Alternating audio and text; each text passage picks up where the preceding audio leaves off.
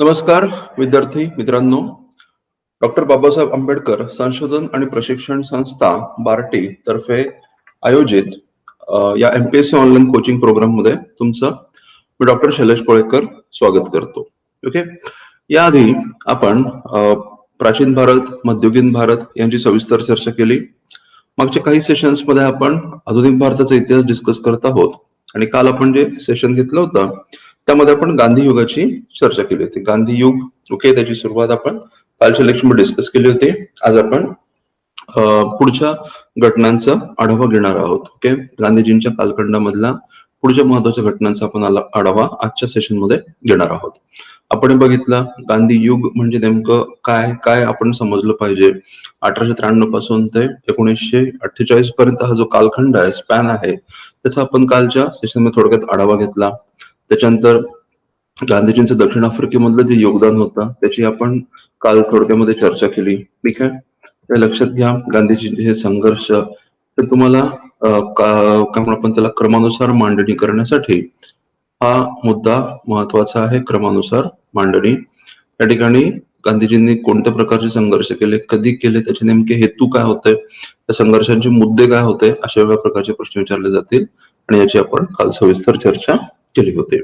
Okay, त्याच्यानंतर गांधीच्या संघर्षाचे टप्पे कोणते होते ते आपण बघितलं. झुलू उठाव म्हणजे काय, बोर युद्ध म्हणजे काय आणि या झुलू आणि बोर युद्धांप्रती गांधीजींची भूमिका काय होती त्याची आपण चर्चा कालच्या सेशन मध्ये केली होती. त्याच्यानंतर गांधीजींच्या दुसऱ्या टप्प्यामध्ये गांधीजींनी सत्याग्रह कसा केला होता, गांधीजींनी ट्रान्सफर प्रदेशामध्ये प्रवेश करण्याचा कसा प्रयत्न केला होता याची काल आपण चर्चा केली. गोपाळकृष्ण गोखल्यांचं योगदान काय होतं ते आपण बघितलं. इथं नक्की तुमचा एमसीक्यू विचारला जाऊ शकतो. या दक्षिण आफ्रिकन संघर्षामध्ये गांधीजींना सहाय्य कोणी केलं होतं किंवा कुणाचं योगदान महत्वाचं आहे, तो गोपाळकृष्ण गोखल्यांचं. गोपाळकृष्ण गोखल्यांनी एकीकडे ते दक्षिण आफ्रिकेमध्ये जाऊन त्यांनी भारतीयांच्या प्रश्नांना वाचा फोडण्याचं काम केलं होतं, गांधीजींना सहाय्य करायचं काम केलं होतं एकीकडे, आणि दुसरीकडे भारतामध्ये त्यांनी भारतीयांमध्ये त्यांनी जागृती निर्माण करायचा प्रयत्न केला होता की दक्षिण आफ्रिकेमध्ये भारतीयांची जी काय स्थिती आहे, ओके, त्या ती स्थिती भारतीय लोकांना अवगत करण्याचं काम गोपाळकृष्ण गोखल्यांनी केलं होतं आणि त्यामुळे भारतामध्ये देखील एक दबाव निर्माण झाला होता आणि भारत सरकारला दखल घ्यावी लागली होती. हे आपण कालच्या सेशन मध्ये बघितलं होतं. मग त्याच्यानंतर गांधीजींनी इंग्लंडमध्ये व्यतीत केलेला काही कालावधी ते आपण बघितलं. भारतामध्ये आगमन झालं, ओके, आणि मग त्यांचा जो सुरुवातीचा भारतामधला कालखंड तो आपण बघितला होता. तर मग या कॉन्टेक्स्ट मध्ये हे काही मुद्दे महत्वाचे आहेत, लक्षात घ्या. ओके, गांधीजींनी या काळामध्ये कोणतं पुस्तक लिहिलं होतं, कोणता लढा लढला होता, हा नक्की तुमचा एक महत्वाचा एमसीक्यू असेल. की कारण का त्या ठिकाणी असं सांगण्यात आलेलं आहे की या पहिल्या टप्प्यामध्ये गांधीजींनी कोणत्याही प्रकारचा राजकीय संघर्ष करण्याचं अवॉइड केलं होतं. कोणत्याही प्रकारचा राजकीय संघर्ष करण्याचा अवॉइड केलं होतं. फक्त एक मुद्दा हा त्याला अपवाद होता आणि तो मुद्दा म्हणजे बॉन्डेड लेबर किंवा कॉन्ट्रॅक्च्युअल किंवा ज्याला आपण इंडेंचर्ड लेबर सिस्टीम असं म्हणतो, तर त्या सिस्टीम विरुद्ध गांधीजींनी सत्याग्रहाचा इशारा दिला होता. Indentured labourer system. आणि याच व्यवस्थेविरुद्ध गांधीजींनी दक्षिण आफ्रिकेमध्ये देखील संघर्ष केला होता. म्हणजे कामगारांचे हक्क, त्यासाठी गांधीजींनी दक्षिण आफ्रिकेमध्ये देखील संघर्ष केला. तो मुद्दा त्यांनी भारतामध्ये देखील उचलायचा प्रयत्न केला आणि त्याच्यामध्ये गांधीजींना यश प्राप्त झालं. ओके, त्याच्यानंतर साबरमती आश्रमाची पायाभरणी याच ठिकाणी झाली, याच काळामध्ये झाली, आपण बघितलं. आणि राजकुमार शुक्ला, लखनौ, त्यांची भेट, त्याची आपण चर्चा केली. त्याच्यानंतर मग गांधीजीचे 3 सत्याग्रह, चंपारण, अहमदाबाद आणि खेडा, ठीक आहे, यांची चर्चा आपण आणि केली. प्रत्येक सत्याग्रह त्याच्या मागचं नेमकं कारण काय होतं, ओके, बॅकग्राऊंड काय होतं, मग घटना कशा घडल्या आणि त्याचा परिणाम काय झाला याची आपण चर्चा केली. आणि हे मुद्दे तुम्हाला आवश्यक आहेत, लक्षात घ्या.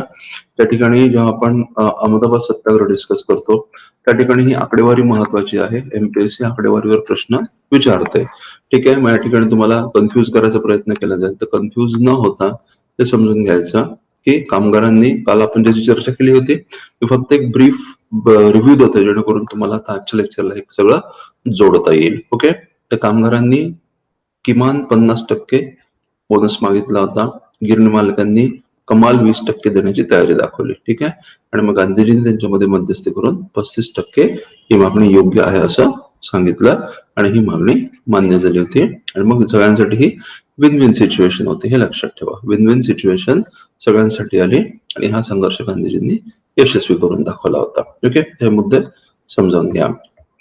त्याच्यानंतर आपण खेडा सत्याग्रह, त्याची मागची नेमकी पार्श्वभूमी काय होती, ओके, हे आपण बघितलं. तर तुम्हाला हे या ठिकाणी लक्षात ठेवणं आवश्यक आहे की या सत्याग्रहामध्ये गांधीजींचे सहकारी कोण होते, कोणी कोणी भाग घेतला होता. ठीक आहे, तर हे मुद्दे महत्वाचे आहेत. अशा प्रकारचे प्रश्न हे नक्कीच विचारले जातात. आणि त्याचबरोबर आपण हे देखील बघितलं होतं की वल्लभभाई पटेल जे होते, वल्लभभाई पटेलांच्या काय म्हणू आपण त्याला की कारकिर्दीची सुरुवात आपल्याला इथून झालेली असं दिसतं. खेडा सत्याग्रहामध्ये वल्लभभाई पटेलांनी आपली जी वकिली होती ती वकिलीची प्रॅक्टिस सोडून त्यांनी आता गांधीजीच्या संघर्षामध्ये उडी घेतली होती. तर हे मुद्दे महत्वाचे आहेत, समजून घ्या. ओके, तर आता रॉलेट ऍक्ट सत्याग्रह काल आपण बघितला. रॉलेट ऍक्ट म्हणजे नेमकं काय होतं, ठीक आहे.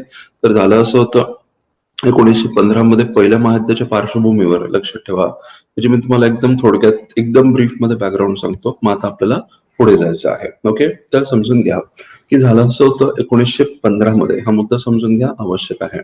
ओके, रॉलेट ऍक्ट याचं बॅकग्राऊंड नेमकं काय होतं, 1915 मध्ये पहिलं महायुद्ध चालू होतं, आपल्याला माहिती आहे. 1915 ते 1914 ते 1918 या कालावधीमध्ये पहिलं महायुद्ध घडून आलं होतं, आपल्याला माहिती आहे.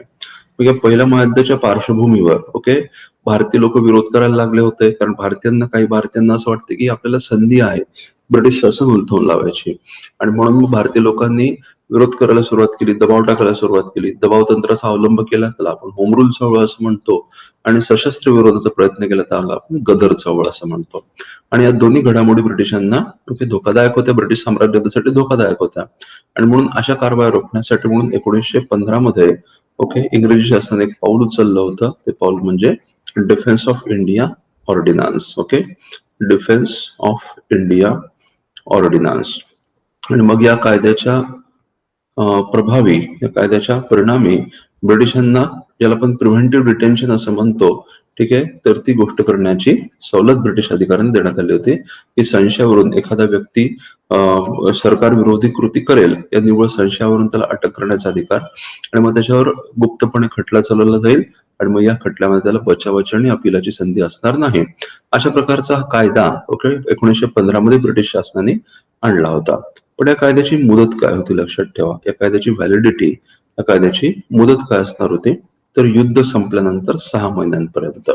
लक्षात ठेवा, युद्ध संपल्यानंतर 6 महिन्यांपर्यंत ही कायद्याची मुदत असणार होती.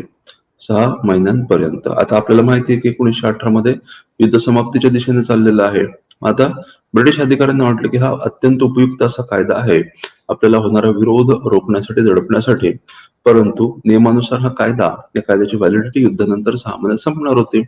आता अशा परिस्थितीमध्ये हा कायदा कंटिन्यू करण्याची आवश्यकता निर्माण झाली होती, कारण इथं संपुष्टात येत आहे, म्हणून कंटिन्यू करण्याची गरज निर्माण झाली. लक्षात ठेवा, कायदा कंटिन्यू करण्याची गरज निर्माण झाली.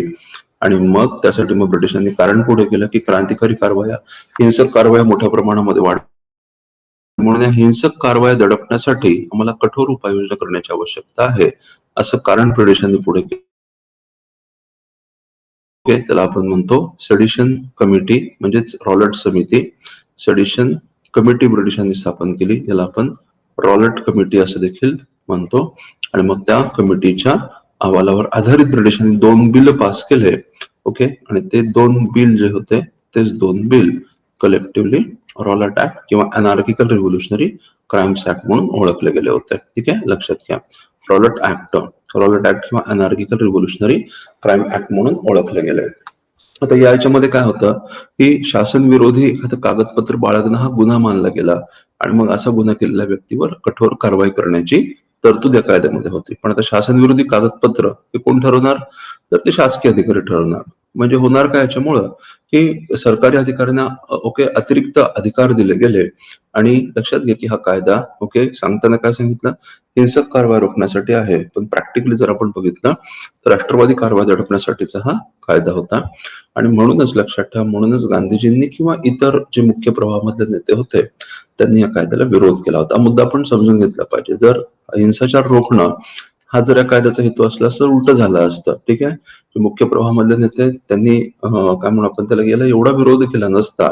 कारण हिंसाचार रोखण्यासाठी जर ब्रिटिशांनी एखादं पाऊल उचललं असेल तर त्याला विरोध करण्याची शक्यता नाहीये. पण या ठिकाणी त्याच्या मागचा जो हेतू आहे तो हेतू वेगळा आहे, त्याचं स्वरूप मात्र घातक आहे आणि म्हणून त्याला विरोध करण्यात आला होता, हे लक्षात घ्या. ओके. मग त्यासाठी सत्याग्रह करण्याचा निर्णय घेतला. त्यासाठी मग सत्याग्रह सभा स्थापन केली. सह्या गोळा करणं हे त्याचा हेतू होता. मग हरताळाची तारीख ठरवली गेली आणि मग हरताळाच्या दिवशी काय करायचं, तर संप असतील किंवा ज्या साहित्याच्या प्रकाशनावर बंदी असेल असं साहित्य प्रकाशित करणं. जसं की मी तुम्हाला सांगितलं होतं हिंद स्वराज्य आणि सर्वोदय, ओके, या साहित्याची गांधीजींनी लिहिलेल्या पुस्तकांची मोठ्या प्रमाणामध्ये या काळामध्ये विक्री झाली होती. ओके. तर हे मुद्दे समजून घ्या. त्याच्यापैकी सर्वोदय हे जे पुस्तक आहे, लक्षात ठेवा, सर्वोदय या ठिकाणी हा मुद्दा समजून घ्या की सर्वोदय हे जे पुस्तक आहे, सर्वोदय हे अत्यंत महत्वाचं असं पुस्तक आहे. जॉन रस्किन नावाचा जो लेखक आहे त्याचं एक पुस्तक होतं, त्याचं नाव होतं अनटू धिस लास्ट. लक्षात ठेवा, अनटू धिस लास्ट याची काय म्हणू आपण त्याला की भाषांतर, याचं गुजराती भाषांतर म्हणजे सर्वोदय आहे. आणि असं सांगितलं जातं की ही जी संकल्पना आहे, ओके, की विकासाची जी प्रक्रिया आहे, विकासाची जी फळं आहेत, ओके, ती समाजाच्या अंतिम चरणापर्यंत पोहोचली पाहिजे, तरच आपण त्याला खऱ्या अर्थाने विकास म्हणू. ओके. ही जी गांधीजींची भूमिका आहे त्या भूमिकेमागे कोणाचा प्रभाव आहे, तर या विचारांचा, या पुस्तकाचा प्रभाव आहे असं मानलं जातं. म्हणून हा मुद्दा महत्वाचा आहे. अनटू धिस लास्ट, ओके, या पुस्तकाचं भाषांतर म्हणजे सर्वोदय आहे. आणि गांधीजींनी हिंद स्वराज्य, त्यालाच इंडियन होम रूल असं देखील म्हटलेलं आहे या पुस्तकाला. ते दोन्ही नाव लक्षात ठेवा. दोन्हीपैकी काही जरी आलं तरी ते बरोबर असेल, इंडियन होम रूल किंवा हिंद स्वराज. ओके. हे पुस्तक देखील गांधीजींनी 1909च्या दरम्यान लिहिलं होतं. ओके. तर हे मुद्दे समजून घ्या. मग अशा पद्धतीने विरोध करायला सुरुवात केली. गांधीजी दिल्लीकडे निघाले असताना गांधीजींना अटक करून परत पाठवण्यात आलं होतं. त्यामुळे पंजाबमध्ये हिंसाचार घडून आला. त्याचप्रमाणे गुजरातमध्ये ओके, विरामगाम, अहमदाबाद, नाडियाद या ठिकाणी हिंसाचार घडून आला होता. ओके. मग त्याची परिणती 13 एप्रिल 1919 मध्ये जालियनवाला बाग हत्याकांडामध्ये झाली, ज्यासाठी जनरल डायर हा व्यक्ती रिस्पॉन्सिबल होता, हे आपण बघितलं. मग भारतीय नेत्यांनी जो दबाव निर्माण केला त्या परिणामी डिसऑर्डर्स इन्क्वायरी कमिटी, ज्याला आपण हंटर समिती असं म्हणतो, ती हंटर समिती स्थापन झाली. ओके. तर हंटर समितीचा हेतू काय होता की जालियनवाला बाग हत्याकांडामध्ये जे काही घडलं त्याची चौकशी करून जे काही जबाबदार असतील ती जबाबदारी निश्चित करणं, हे या कमिटीचा हेतू होता. जबाबदारी निश्चित करणं हा समितीचा हेतू. आणि त्याचप्रमाणे अजून एक महत्वाचा मुद्दा लक्षात ठेवा की इव्हन लंडनमध्ये सुद्धा ब्रिटिश पार्लमेंटने सुद्धा आपली इन्क्वायरी कमिटी स्थापन केली होती. ओके. तर मग अशा पद्धतीने दोन्ही ठिकाणी डायरची चौकशी झाली, परंतु डायरचं असं म्हणणं होतं की त्याने जे काही केलं ते साम्राज्यवादाच्या भल्याकरता, साम्राज्यवादाच्या हिताकरता केलं होतं आणि त्यामुळं ओके, जे घडलं ते दुर्दैवी जरी असलं तरी त्याला त्याचा पश्चाताप नाही आहे, अशी त्याची भूमिका होती. कारण मी केलं ते योग्य केलं असं त्याचं म्हणणं होतं. ठीक आहे. माझा त्याच्यामुळे झालं काय की या समित्यांनी जनरल डायरला दोषी ठरवलं, म्हणजे याच्यासाठी जबाबदार ठरवलं. दोषी म्हणण्यापेक्षा आपण म्हणूया जबाबदार तर ठरवलं, पण त्याला कुठली शिक्षा असंच काही देण्यात आली नव्हती. त्याला फक्त रिटायर व्हायला सांगितलं होतं. ठीक आहे. आता त्यामुळे काय झालं की भारतीय लोकांचं समाधान नाही झालं, भारतीय नेत्यांचं समाधान नाही झालं. म्हणून गांधीजींनी, लक्षात ठेवा, गांधीजींनी हा जो अहवाल होता डिसऑर्डर्स इन्क्वायरी कमिटीचा अहवाल, त्याला गांधीजींनी व्हाईट वॉश असं म्हटलं. ठीक आहे. White wash. गांधीजींच्या मध्ये अहवाल व्हाईट वॉश होता, म्हणजे रंगसफेदी आपण ज्याला म्हणतो, लिपापोती म्हणतो, जे आहे त्याला झाकण्याचा प्रयत्न या समित्यांनी केलेला आहे. त्याच्यामुळे हेतू काय साध्य झाला नाही. मग त्याच दरम्यान काँग्रेसने काय केलं होतं, स्वतःहून आपली एक समिती नेमली होती या प्रसंगाची चौकशी करण्याकरता. त्याला आपण फॅक्ट फाइंडिंग कमिटी असं आपण म्हणू शकतो. तर तशा प्रकारची समिती त्यांनी स्थापन केली आणि मग लोकांमध्ये जाऊन माहिती गोळा करून त्याचा अहवाल तयार करायचा प्रयत्न केला होता. आणि यामध्ये मदन मोहन मालवीय यांनी आकडे गोळा करण्याचा प्रयत्न केला होता, हे लक्षात ठेवा. ओके. तर ह्या सगळ्या गोष्टी घडल्या आणि मग ही जी समिती होती, ओके, या समितीचा अहवाल मार्च मध्ये सादर झाला. मग या अहवालावर चर्चा करण्यासाठी, ओके, लक्षात घ्या, या अहवालावर चर्चा करण्यासाठी कलकत्त्याचं विशेष अधिवेशन आयोजित करण्यात आलं होतं, ज्याचे अध्यक्ष होते लाला लजपत राय. आणि या अधिवेशनामध्ये गांधीजींनी असहकाराचा प्रस्ताव ठेवला आणि आता चळवळीला सुरुवात झाली, असहकार चळवळीला सुरुवात झाली. म्हणजेच लक्षात घ्या, या सगळ्या गोष्टी एकमेकांना कनेक्टेड आहेत. ओके, पहिल्यांदा रॉलेट ऍक्ट आला, मग रॉलेट ऍक्टला विरोध म्हणून रॉलेट ऍक्ट सत्याग्रह झाला. त्या रॉलेट ऍक्टच्या सत्याग्रहाच्या दरम्यान, रॉलेट ऍक्ट सत्याग्रहाच्या दरम्यान जालियनवाला बाग हत्याकांड ही दुर्दैवी घटना घडली आणि मग ओके त्याच्यातूनच पुढे जाऊन असहकार चळवळीला आरंभ झाला होता. हा एक कनेक्टेड इव्हेंट्स आहेत, हे मुद्दे समजून घ्या. पण असहकार चळवळ म्हणजे रॉलेट ऍक्ट, सत्याग्रह किंवा असहकार चळवळ म्हणजे जालियनवाला बाग हत्याकांड असं नाहीये, ही या घटनांची परिणती आहे. हा मुद्दा आपण समजून घेतला पाहिजे. आता आपण असहकार चळवळीकडे वळणार आहोत. नॉन कॉपरेशन मुवमेंट, असहकार चळवळ, नॉन कॉपरेशन मुवमेंट. ओके, लक्षात घ्या. याच्यामध्ये काय अभिप्रेत आहे की याच्यामध्ये कुठल्याही कायद्याचा भंग याच्यामध्ये अभिप्रेत नाही, लक्षात ठेवा.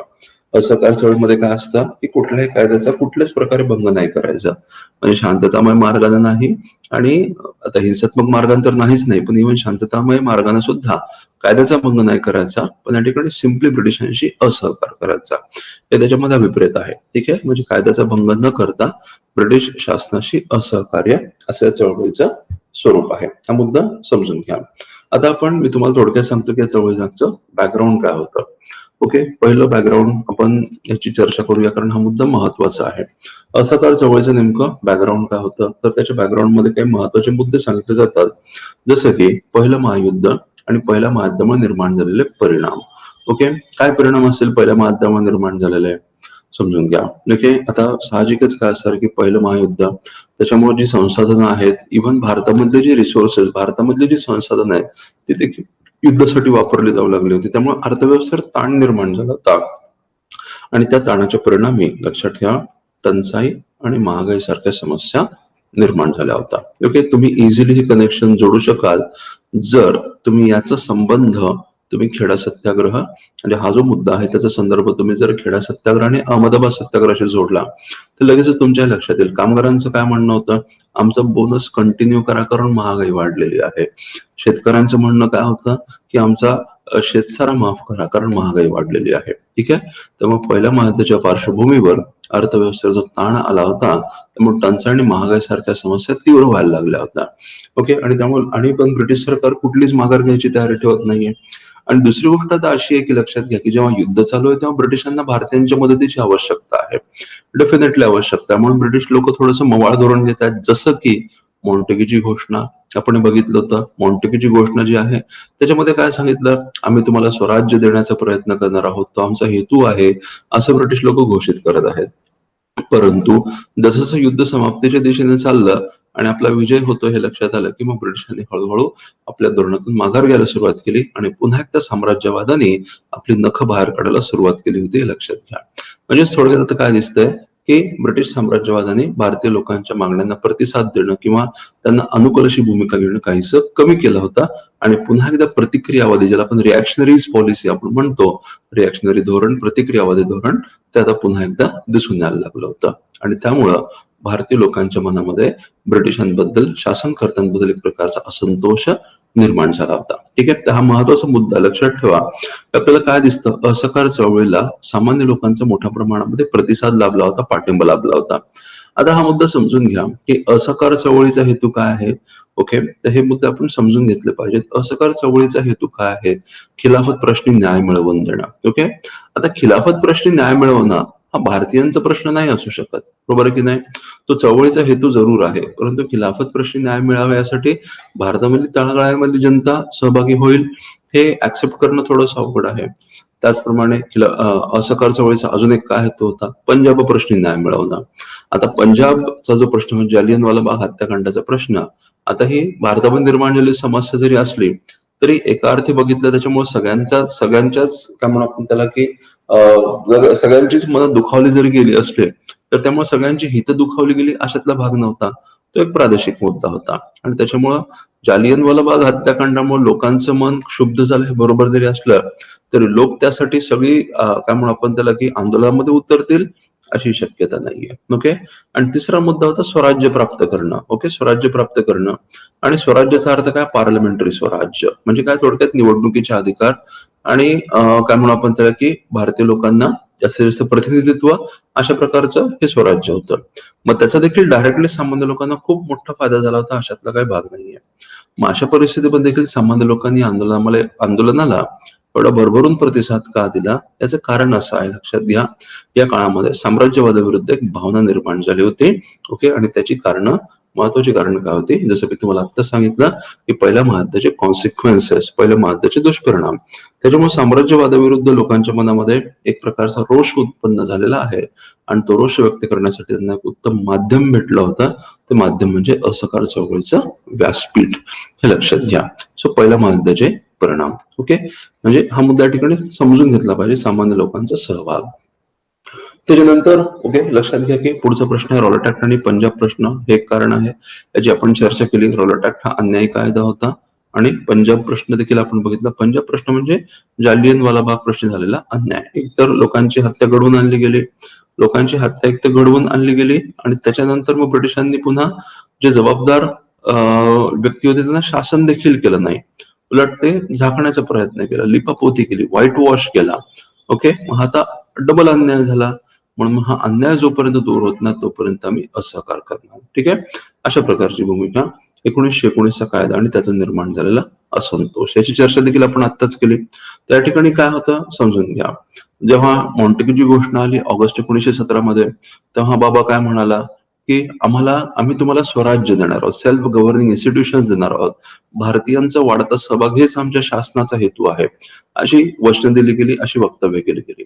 पण जेव्हा ऍक्च्युअली कायदा आला, ज्याला आपण मॉन्टफोर्ड सुधारणा कायदा असं म्हणतो, तेव्हा काय केलं गेलं, केंद्रीय स्तरावर स्वराज्य स्वशासनाचा अधिकार पूर्णपणे नाकारला गेला.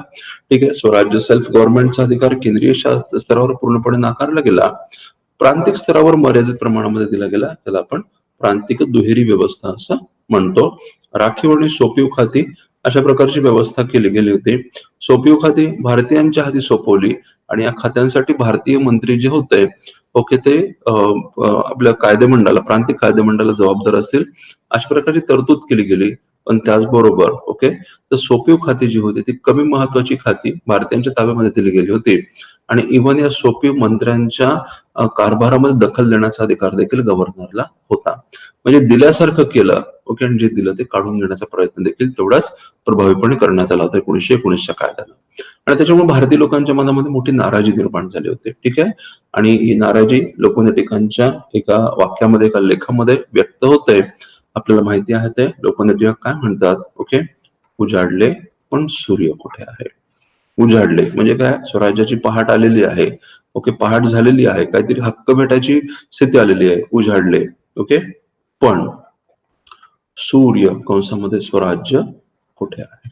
बरोबर आहे ना. म्हणजे आता नवीन दिवस येताना दिसतोय, काहीतरी सुधारणा होत आहे दिसतात, पण या ठिकाणी आम्हाला सूर्य दिसत नाही, म्हणजे स्वराज्याची संकल्पनाच या ठिकाणी दिसत नाहीये. ओके, अशा त्यांच्या काय म्हणू आपण त्याला की त्यांच्या शैलीमध्ये लोकमान्य टिळकांनी या कायद्याचे संभावना, या तरतुदींची संभावना केली होती, हे लक्षात घ्या. त्यामुळे नेत्यांमध्ये देखील एक असंतोषाची भावना होती आणि एक प्रभावी आंदोलन करून ओके केल्याशिवाय ब्रिटिशांकडून आपल्याला सवलती मिळवता येणार नाहीत, याची कल्पना आता भारतीय नेत्यांना यायला सुरुवात झाली होती. त्याच्यामुळं हा मुद्दा देखील समजून घ्या. आणि त्याच्यानंतर होता खिलाफत प्रश्न. ओके, खिलाफत प्रश्न. आता खिलाफत प्रश्न म्हणजे नेमकं काय होतं हे आपण समजून घेतलं पाहिजे. खिलाफत प्रश्न, खलिफा हा कोण मानला गेलेला आहे, खलिफा. लक्षात ठेवा, खलिफा हे जे पद आहे, हे जे इन्स्टिट्यूशन आहे, हे जी संस्था आहे, हा जो व्यक्ती आहे, ओके, तुर्कस्तानचा प्रमुख आहे. बरोबर आहे, तुर्कस्तानचा राजकीय प्रमुख, तुर्कस्तानचा राजकीय प्रमुख आणि संपूर्ण जगामधल्या मुस्लिम समुदायाचा, संपूर्ण जगातील मुस्लिम समुदायाचे ते प्रेरणास्थान आहे. ठीक आहे, प्रेरणास्थान. तर धार्मिक प्रमुख किंवा काय म्हणून आपण त्याला की मुस्लिम जगताचा प्रमुख असं त्याला म्हटलं गेलेलं आहे. ओके, मुस्लिम समुदायाचे प्रेरणास्थान आणि संपूर्ण मुस्लिम समुदायाचा देखील संपूर्ण जगातील मुस्लिम समुदायाचा देखील प्रमुख मानला गेलेला आहे. ओके, आता या ठिकाणी हा मुद्दा या ठिकाणी समजून घेतला पाहिजे आपण की आता हे जे तुर्कस्तान हा जो देश होता हे तुर्कस्तानचं एक साम्राज्य होतं, त्याला आपण तुर्की साम्राज्य असं म्हणूया.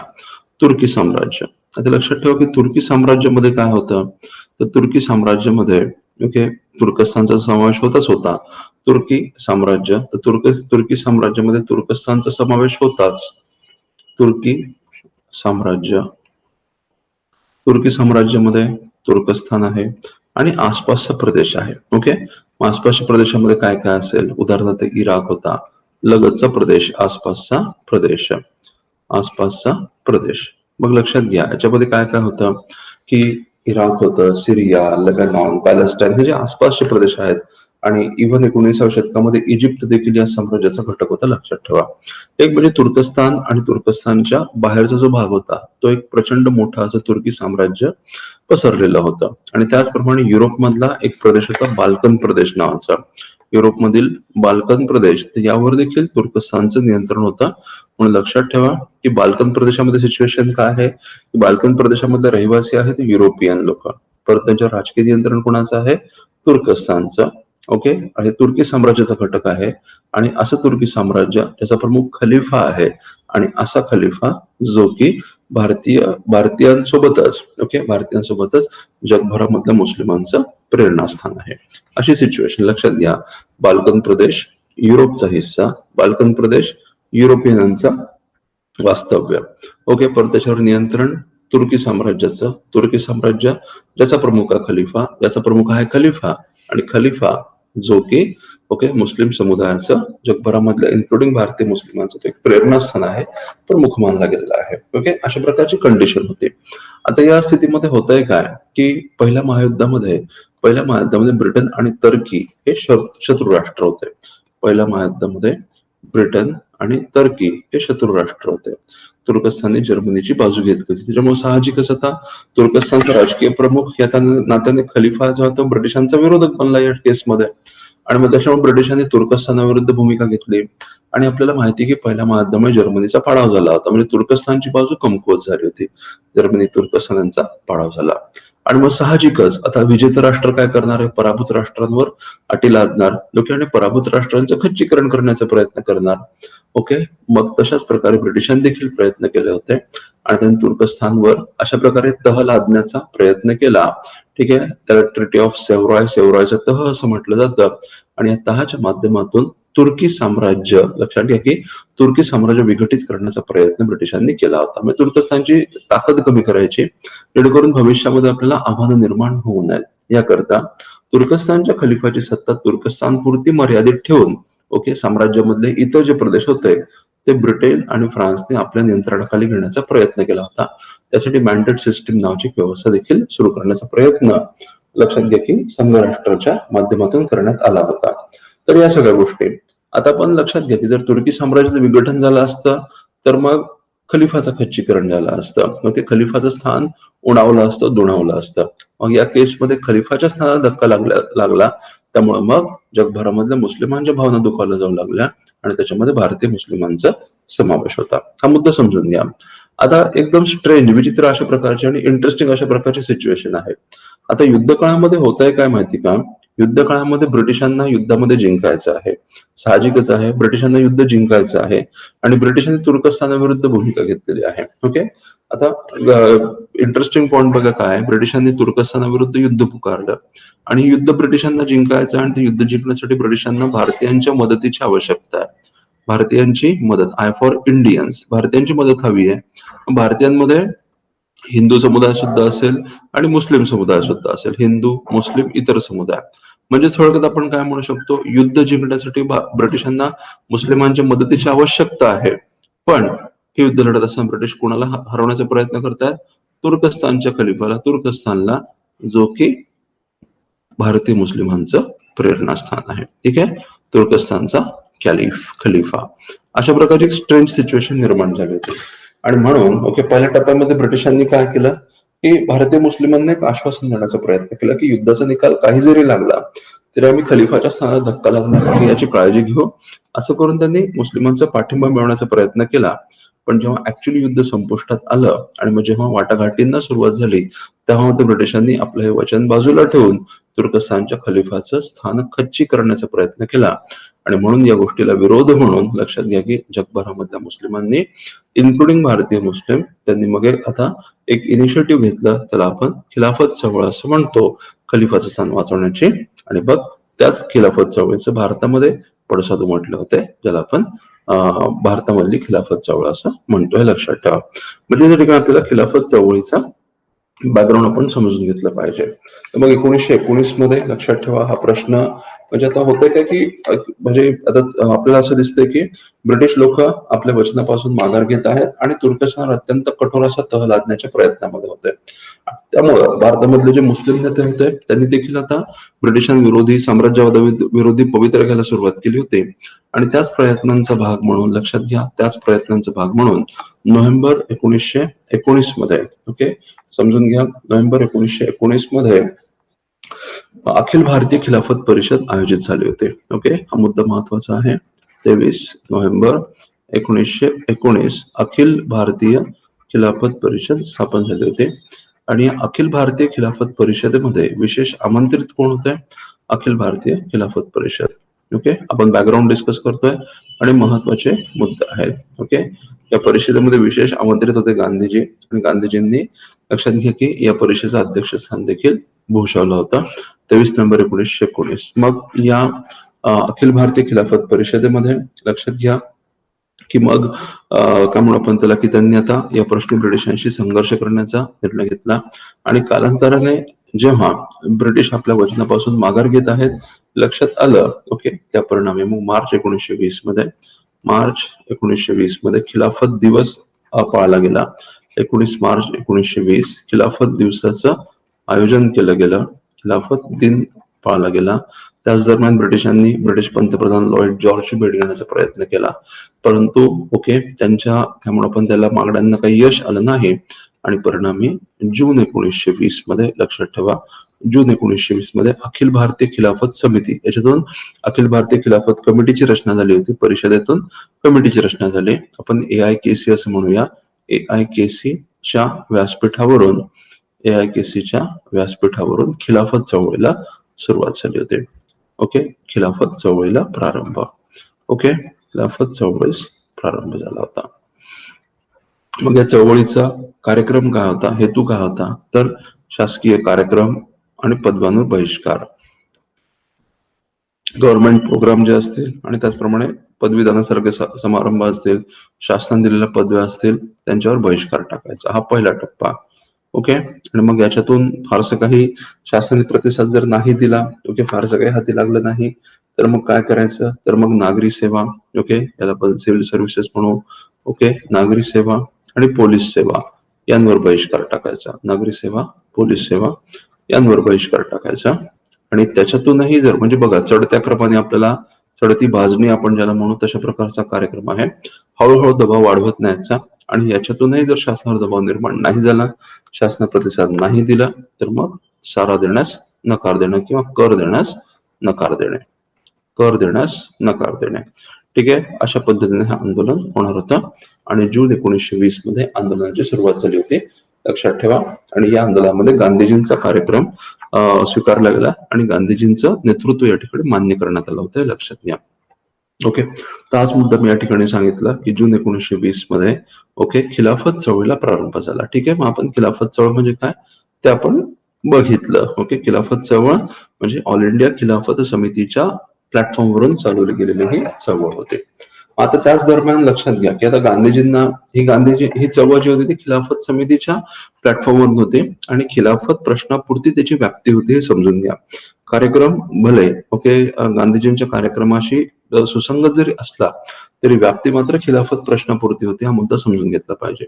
गांधीजी आता व्यापक चळवळ सुरू करण्याच्या प्रयत्नामध्ये आहेत. एकीकडे ही चळवळ चालूच आहे, पण व्यापक स्वरूप गांधीजींना द्यायचं आहे. ओके आणि व्यापक चळवळ जर सुरू करायची असेल तर ती काँग्रेसच्या व्यासपीठावरून काँग्रेसच्या चौकटीमध्ये काँग्रेसच्या सहकार्याने होऊ शकते याची गांधीजींना जाणीव होते. परंतु त्यावेळेला काँग्रेसमधल्या कित्येक नेत्यांमध्ये ओके अशा प्रकारच्या सत्याग्रहाच्या स्ट्रॅटेजी बद्दल आणि चळवळीबद्दल त्यांच्या मनामध्ये साशंकता होती. आणि त्याच्यामुळे काँग्रेसच्या व्यासपीठावरती चळवळ सुरू करणं हे सहजासहजी शक्य नव्हतं, याची देखील त्यांना जाणीव होती, हे लक्षात घ्या. आता गांधीजींनी त्या दिशेने देखील प्रयत्न केले. जून 1920 मध्ये गांधीजींनी गव्हर्नर जनरलला पत्र लिहिलं. त्यामध्ये ब्रिटिश सत्तेमुळे भारतीयांवर, भारतीय राष्ट्रावर, भारतीयांवर किती दुष्परिणाम झाले याची त्यांनी चर्चा केली त्या पत्रामध्ये. आणि त्यांनी मग आपल्या काही मागण्या केल्या. आता स्वराज्य असेल, अन्याय दूर केला पाहिजे, ठीक आहे, या मागण्या त्यांनी केल्या. आणि त्या जर मागण्या मान्य नाही झाल्या, ओके, या मागण्यांची ब्रिटिशांनी जर दखल नाही घेतली, तर मग येत्या 1 ऑगस्ट पासून ओके मी माझ्या चळवळीला सुरुवात करेन, असा इशारा गांधीजींनी दिला होता. ठीक आहे. मग आता ऑफकोर्स ब्रिटिशांना तर म्हणजे त्यावेळेला हा अंदाज तर कोणालाच नव्हता की या चळवळीचं स्वरूप काय असेल, त्याला प्रतिसाद कसा भेटेल, यश अपयश याची कल्पना कोणाला नव्हती. त्याच्यामुळे साहजिकच काय असणार आहे की ब्रिटिश शासनाने गांधीजींच्या या पत्राला काय फारसा प्रतिसाद नाही दिला, फारसं महत्व नाही दिलं. आणि परिणामी काय झालं, 1 ऑगस्ट 1920 रोजी गांधीजींचं असहकार आंदोलन चालू झालं. ठीक आहे, हा मुद्दा समजून घ्या. 1 ऑगस्ट 1920 रोजी गांधीजींनी असहकार आंदोलन सुरू करत असल्याची घोषणा केली. हा मुद्दा समजून घ्या. ओके, मग आता गांधीजींना काय हवंय, या काँग्रेसला, या पंधीला आंदोलनाला काँग्रेसचं सहकार्य, काँग्रेसचा पाठिंबा पाहिजे. म्हणून सप्टेंबर 1920 मध्ये गांधीजींनी जे कलकत्ता अधिवेशन भरलं होतं, ओके, कलकत्ता अधिवेशन विशेष अधिवेशन होतं. आणि त्याचा हेतू काय होता आपण बघितलेला आहे की ती जी काँग्रेसची कमिटी होती, जालियनवाला बाग हत्याकांडाची चौकशी करण्यासाठी जी काँग्रेसची समिती होती, त्या समितीच्या अहवालावर चर्चा करून पुढील कार्यक्रमाची दिशा ठरवणं, या कलकत्ता अधिवेशनाचा हेतू विशेष अधिवेशन आयोजित करण्यात आलं होतं. गांधीजींनी या निमित्ताचा लाभ घेतला आणि मग या अधिवेशनामध्ये गांधीजींनी आपला असहकाराचा प्रस्ताव ठेवला होता, लक्षात ठेवा. गांधीजींनी आपला असहकाराचा प्रस्ताव या काँग्रेस समोर ठेवला, अधिवेशनामध्ये ठेवला.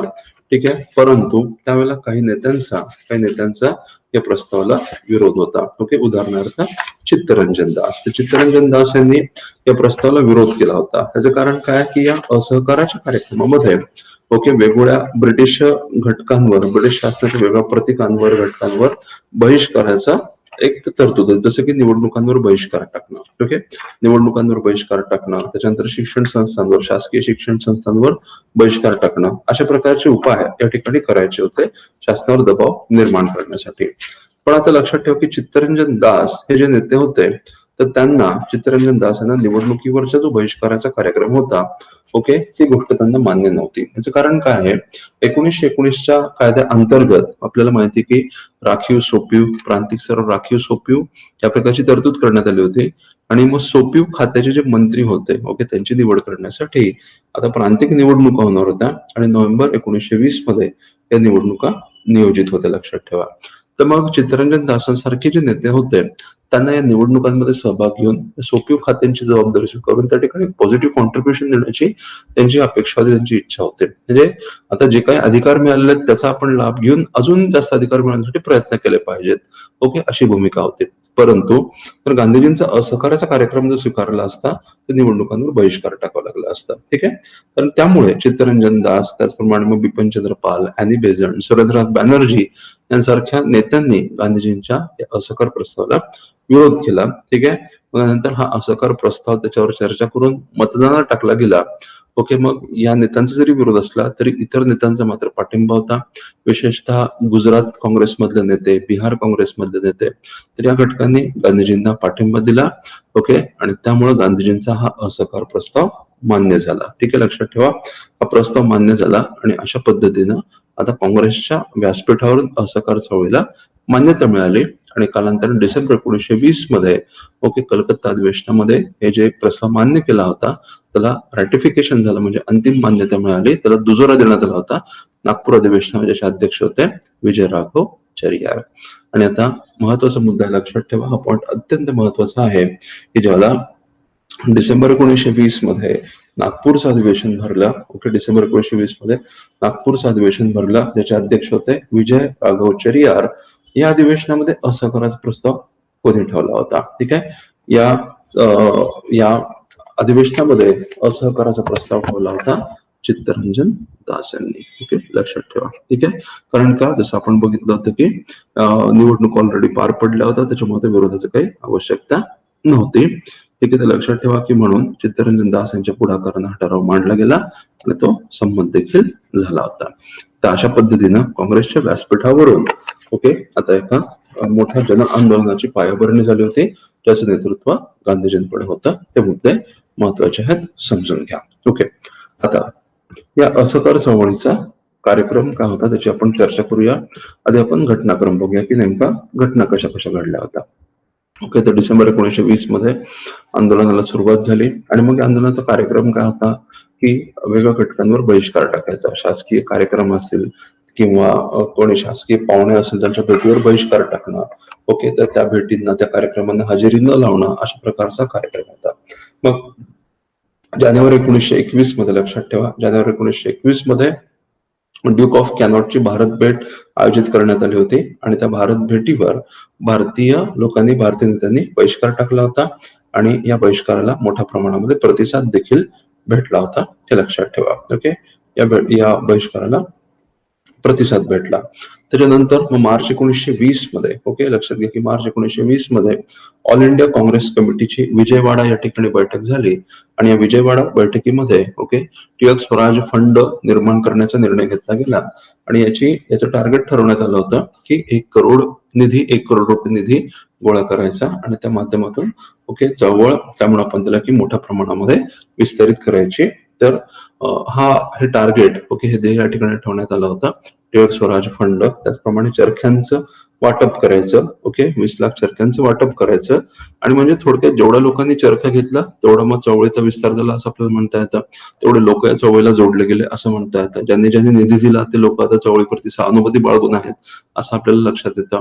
ठीक आहे, आणि लक्षात ठेवा की अल्पावधीमध्ये या संपूर्ण कार्यक्रमाला यश मिळालं होतं आणि खूप मोठ्या प्रमाणामध्ये निधी गोळा झाला आणि खूप लोक या चळवळीला जॉईन झाले होते. ठीक आहे, मग आता या सगळ्या गोष्टींमुळे लक्षात घ्या की या सगळ्या गोष्टींमुळे आता हळूहळू ब्रिटिश शासनावर दबाव निर्माण व्हायला सुरुवात झाली होती. ओके, आणि मग त्या दबावापोटी सुरुवातीला ब्रिटिशांनी एवढं त्याच्याकडे लक्ष दिलं नाही, कारण त्यांना लक्षात घ्या की कुणालाही अपेक्षा नाहीये की चळवळीची व्याप्ती किती असेल, याला यश किती मिळेल. कारण सत्याग्रह आता आपण बघितलं याच्या आधी गांधीजी सत्याग्रह जे ते स्थानिक होते आणि रॉटॅट सत्याग्रह आपण बघितलं की थोडासा गोंधळाची स्थिती निर्माण झाली होती आणि त्यामुळे पहिल्या टप्प्यामध्ये याच्याकडे ब्रिटिश सरकारने फारसं गांभीर्यानं बघितलं नाही. पण जेव्हा त्याची तीव्रता जाणवायला लागली तेव्हा मग मे 1921 मध्ये ओके व्हायसरॉय रेडिंग आणि गांधीजी यांच्यामध्ये चर्चा झाल्या, परंतु गांधीजींनी कोणत्याही प्रकारची माघार घ्यायला नकार दिला होता.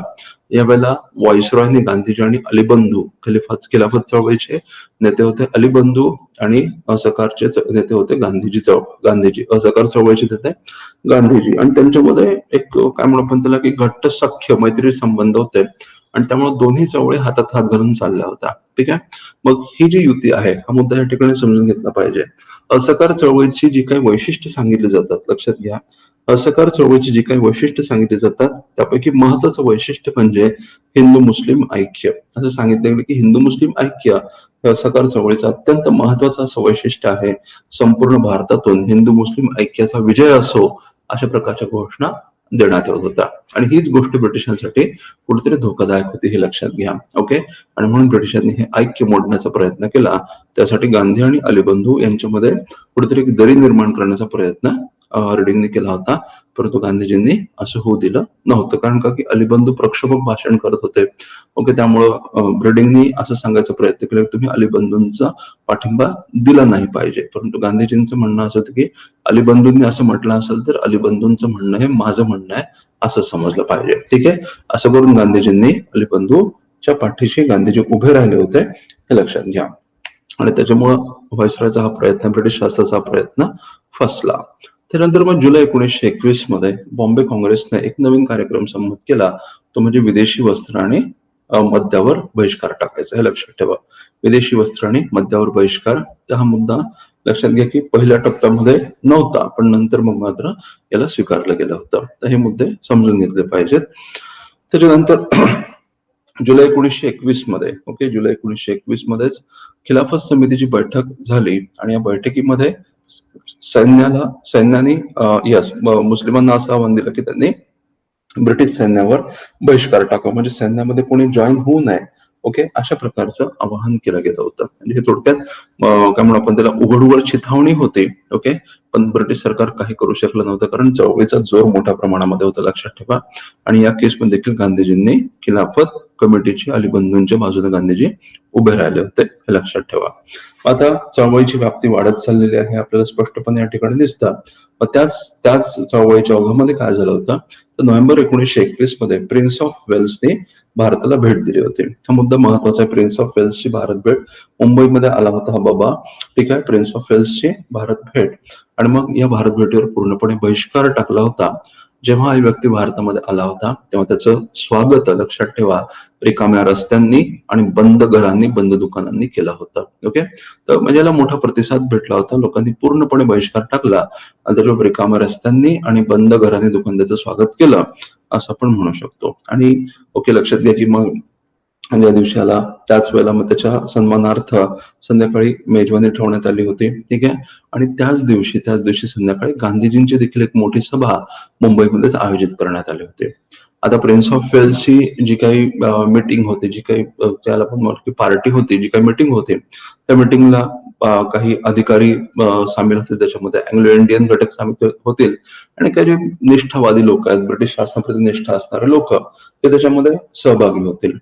गांधीजींच्या सभेला मात्र खूप मोठ्या प्रमाणामध्ये लोकांनी गर्दी केली होती. आता झालं असं की व्हॉइसरॉयच्या माय मिस्टेक प्रिन्स ऑफ वेल्सच्या ओके त्या मीटिंगवरून येणारे लोक आणि गांधीजींच्या सभेतून येणारे लोक ओके एकमेकांना भिडले आणि त्यातून मोठा हिंसाचार घडून आला होता. ठीक आहे, मोठा हिंसाचार घडून आला आणि मग हे गांधीजींना पूर्णपणे अभिप्रेत नव्हतं. ओके, पूर्णपणे अनपेक्षित अशा प्रकारचं होतं. पण लक्षात घ्या की जेव्हा असहकार चळवळ चालू झाली होती तेव्हा गांधीजींनी लोकांना एक लोकांकडून एक प्रॉमिस घेतलं होतं आणि लोकांना एक प्रॉमिस दिलं सुद्धा होता. प्रॉमिस घेतलाय सुद्धा आणि दिलाय सुद्धा. काय म्हणाले ते गांधीजी की ओके, जेव्हा असहकाराचा प्रस्ताव मान्य झाला, चळवळीला सुरुवात झाली, तर गांधीजी असं म्हणतात की या कार्यक्रमाचं ओके हा जो असहकाराचा कार्यक्रम आहे त्याचं योग्यरित्या पालन झालं. ओके, आणि अहिंसेचं तत्व जर योग्य पद्धतीनं जर फॉलो केलं गेलं तर एका वर्षात आपल्याला स्वराज्य मिळू शकतं. म्हणजे काय, मी तुम्हाला एका वर्षात स्वराज्य मिळवून देईन, पण कधी कंडिशन अप्लाइड, अट काय होती, अट ही होती की असहकाराचा कार्यक्रम जसं सांगण्यात आलेला आहे त्या चौकटीमध्ये तो फॉलो झाला पाहिजे आणि अहिंसेचे तत्व हे काटेकोरपणे पालन झालं पाहिजे. पण या ठिकाणी आपल्याला काय दिसतं, अहिंसेच्या तत्वाचं उल्लंघन झालं असं आपल्या लक्षात येतं आणि त्यामुळं ओके हा एक अनपेक्षित असा प्रसंग होता. आणि म्हणून लक्षात ठेवा की गांधीजींनी उपोषणाला प्रारंभ केला. 3 दिवसांचं उपोषण गांधीजींनी केलं. शेवटी ओके या ठिकाणचं जे हिंसात्मक वातावरण होतं ते थंड झालं आणि लोकांनी पुन्हा हिंसाचार न करण्याचं आश्वासन दिलं आणि चळवळ पुन्हा एकदा चालू राहिली. ओके, हे समजून घ्या. ठीक आहे, तर हा प्रसंग यावेळेला घडून आला होता. प्रिन्स ऑफ वेल्सच्या भेटीवर बहिष्कार टाकला गेला आणि मग त्या परिणामी हिंसाचाराच्या घटना घडल्या होत्या आणि हिंसाचाराच्या घटना रोखण्यासाठी गांधीजींनी उपोषण केलं होतं, हे लक्षात ठेवा. हिंसाचाराने गांधीजींचं उपोषण हे या काळामध्ये अशा पद्धतीनं घडून आलं होतं. हे पॉइंट्स आपण समजून घेतले पाहिजेत. आता डिसेंबर 1921 मध्ये काय झालं, डिसेंबर 1921 मध्ये काँग्रेसचं अहमदाबाद अधिवेशन भरलं होतं. ओके, आता या काँग्रेसच्या अहमदाबाद अधिवेशनाचे अध्यक्ष कोण होते लक्षात ठेवा. या अधिवेशनाचे अध्यक्ष होते चित्तरंजन दास. अधिवेशनाचे अध्यक्ष होते चित्तरंजन दास. परंतु चित्तरंजन दास हे तुरुंगामध्ये होते. डिसेंबर 1921 मध्ये चित्तरंजन दास यांना अटक झाली होती. ठीक आहे, आणि आपण जे महत्वाचे नेते म्हणतो असहकार चळवळीच्या दरम्यान महत्वाचे नेते, तर अटक झालेले हे पहिले महत्वाचे नेते होते कलकत्त्यामध्ये चित्तरंजन दास आणि त्यांची पत्नी बासंती देवी यांना अटक करण्यात आली होती. ओके, माझे अध्यक्ष म्हणून निवडले गेले पण होते तुरुंगामध्ये. ओके, आणि म्हणून कार्यवाह अध्यक्ष होते अध्यक्ष, पण ते प्रत्यक्ष उपस्थित नसल्यामुळे कार्यवाह अध्यक्ष म्हणून लक्षात ठेवा, कार्यवाह अध्यक्ष म्हणून हकीम अजमल खान यांची निवड केली गेली. हकीम अजमल खान हा मुद्दा महत्वाचा आहे. इथे तुम्हाला नक्की एक्झाममध्ये प्रश्न विचारला जाऊ शकतो. इथे वाटल्यास मोठ्या अक्षरामध्ये लिहितो 1921. ओके, लक्षात घ्या, अहमदाबाद सेशन, अहमदाबाद अधिवेशन, काँग्रेसचं अहमदाबाद अधिवेशन. ओके, अध्यक्ष होते चित्तरंजन दास, परंतु ते तुरुंगामध्ये असल्यामुळं कार्यवाह अध्यक्ष बनले हकीम अजमल खान. ओके, हे मुद्दे महत्वाचे आहेत, समजून घेतले पाहिजेत. हकीम अजमल खान. तर एक पॉइंट समजून घ्या. ओके, मग आता या अधिवेशनामध्ये काय झालं, तर या अधिवेशनामध्ये एक महत्वाचा निर्णय घेतला होता. तो निर्णय काय, की आता लक्षात घ्या की आता जी असहकाराची अवस्था आहे ती संपवायची. असहकारी स्ट्रॅटेजी आहे ती आता थांबवायची आणि असहकाराच्या अवस्थेचा पुढचा टप्पा म्हणजे आता सविनय कायदेभंगाच्या तत्वाला सुरुवात करायची. येतं लक्षात? असहकाराचं स्ट्रॅटेजी थांबून म्हणजे आता चळवळीला यश मिळालेलं आहे आणि आता चढत्या भाजणीनं चळवळ चाललेली. लक्षात ठेवा की चळवळ ही चढत्या भाजणीनं चाललेली आहे आणि म्हणून आता वरच्या टप्प्यावर जायचा आणि वरचा टप्पा कोणता असेल तो म्हणजे सविनय कायदेभंगाचा असेल. ओके, आता या ठिकाणी हा मुद्दा समजून घ्या. ओके, पहिला टप्पा कोणता आहे? असहकाराचा टप्पा. पहिला टप्पा असहकार. याच्यामध्ये काय होत आहे? असहकारामध्ये आपण कार्यक्रम डिस्कस करणार आहोत. असहकारामध्ये काय अभिप्रेत आहे? या ठिकाणी ब्रिटिश शासनाशी असहकार्य करायचं. असहकार्य कसं करायचं? ब्रिटिश शासन संस्थांवर बहिष्कार टाकायचा. ओके, शिक्षण संस्थांवर बहिष्कार टाकायचा, न्यायालयांवर बहिष्कार टाकायचा, निवडणुकांवर बहिष्कार टाकायचा, विदेशी वस्तूंवर बहिष्कार टाकायचा, अशा गोष्टी करायच्या. ओके, पण लक्षात घ्या की या गोष्टी आपण जेव्हा करू तेव्हा त्याच्यामुळे कायद्याचा भंग होणार आहे का? त्याच्यामध्ये कायद्याचा भंग नाहीये. लक्षात ठेवा, मी शाळेमध्ये गेलो नाही तर कुठल्या कायद्याचा भंग होतोय का? नाही होणार. ओके, लक्षात घ्या. कारण का की ब्रिटिश काळामध्ये शिक्षण कंपल्सरी देखील नव्हतं, सक्तीचं मोफत देखील नव्हतं. त्याच्यामुळे शाळेमध्ये न जाणं ओके हा काय कुठला कायदाभंग नव्हता. त्यानंतर न्यायालयामध्ये न जाणं हा कायदेभंग होता का? नाही. आमच्यामध्ये भांडण झालं, आम्ही आमचं सोडवलं, आम्हाला थोडीच जायचं पोलिसांकडे किंवा न्यायालयामध्ये. ठीक आहे, तर त्या गोष्टी.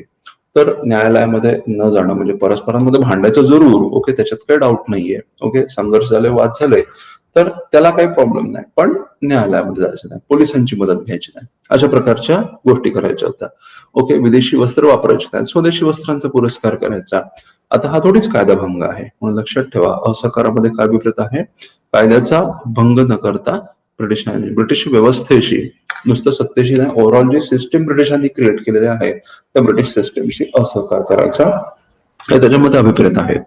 त्याच्यामध्ये हेतू काय होता? लक्षात घ्या की या असहकाराचा पर्पज काय आहे, हेतू काय, ह्याच्याने काय साध्य होणार आहे? लक्षात ठेवा, हीच गोष्ट महत्वाची आहे. यालाच आपण गांधीजींची स्ट्रॅटेजी असं आपण म्हणू शकतो. बघा, एकदम डायरेक्टच मोठा घास घेण्याच्या ऐवजी कसं टप्प्याटप्प्याने चाललेलं आहे हे आपण समजून घेतलं पाहिजे. स्ट्रॅटेजी काय आहे? पहिला मुद्दा, भारतीयांच्या मनामध्ये आत्मविश्वास निर्माण करणं. ठीक आहे, भारतीयांच्या मनामध्ये आत्मविश्वास निर्माण करणं की आपण ब्रिटिश व्यवस्थेशिवाय देखील आपण सस्टेन करू शकतो. ओके, म्हणजे होतं काय की ब्रिटिश शासन म्हणजे सगळं काही आहे, आपण त्याला आव्हान देऊ शकणार नाही, ते प्रबळ आहे, ही भावना. परंतु आता तसं नाहीये. ठीक आहे, आपण सस्टेन करू शकतो, आपण आव्हान देऊ शकतो आणि ते दिलेलं आव्हान आपण पेलवू सुद्धा शकतो. ठीक आहे, ही भावना, आत्मविश्वास भारतीयांच्या मनामध्ये निर्माण करणं हा पहिला हेतू. आणि दुसरा हेतू काय असेल? ब्रिटिशांच्या मनामध्ये किंवा ब्रिटिशांना हा इशारा द्यायचा, भारतीयांच्या मध्ये आत्मविश्वास निर्माण करायचा आणि ब्रिटिशांना एक इशारा द्यायचा की आम्ही तुमच्याशिवाय राहू शकतो, बघा विचार करा, आम्हाला जे पाहिजे ते आत्ताच द्या, नाही पुढच्या टप्प्यामध्ये जातो. ठीक आहे, असा दुहेरी हेतू आणि हा हेतू यशस्वी झाला असं लक्षात येतं. कारण या कार्यक्रमांना गांधीजींनी जे कार्यक्रम सुचवले होते, काँग्रेसने जे कार्यक्रम सुचवले त्यांना यश मिळत चाललं होतं. त्यामुळे ब्रिटिश सरकारवर देखील दबाव निर्माण झालेला आहे. ठीक आहे, ब्रिटिश सरकारने दबाव कसा दिसतो आपल्या ब्रिटिश सरकारच्या मनामध्ये निर्माण झालेला दबाव? व्हाईसरॉय गांधींशी चर्चा करतायत, मग चर्चा फेल झाल्या की मग काँग्रेस संघटनेवर, स्वयंसेवी दलावर बंदी घातली गेली होती, चित्तरंजन दास यांना अटक झाली होती.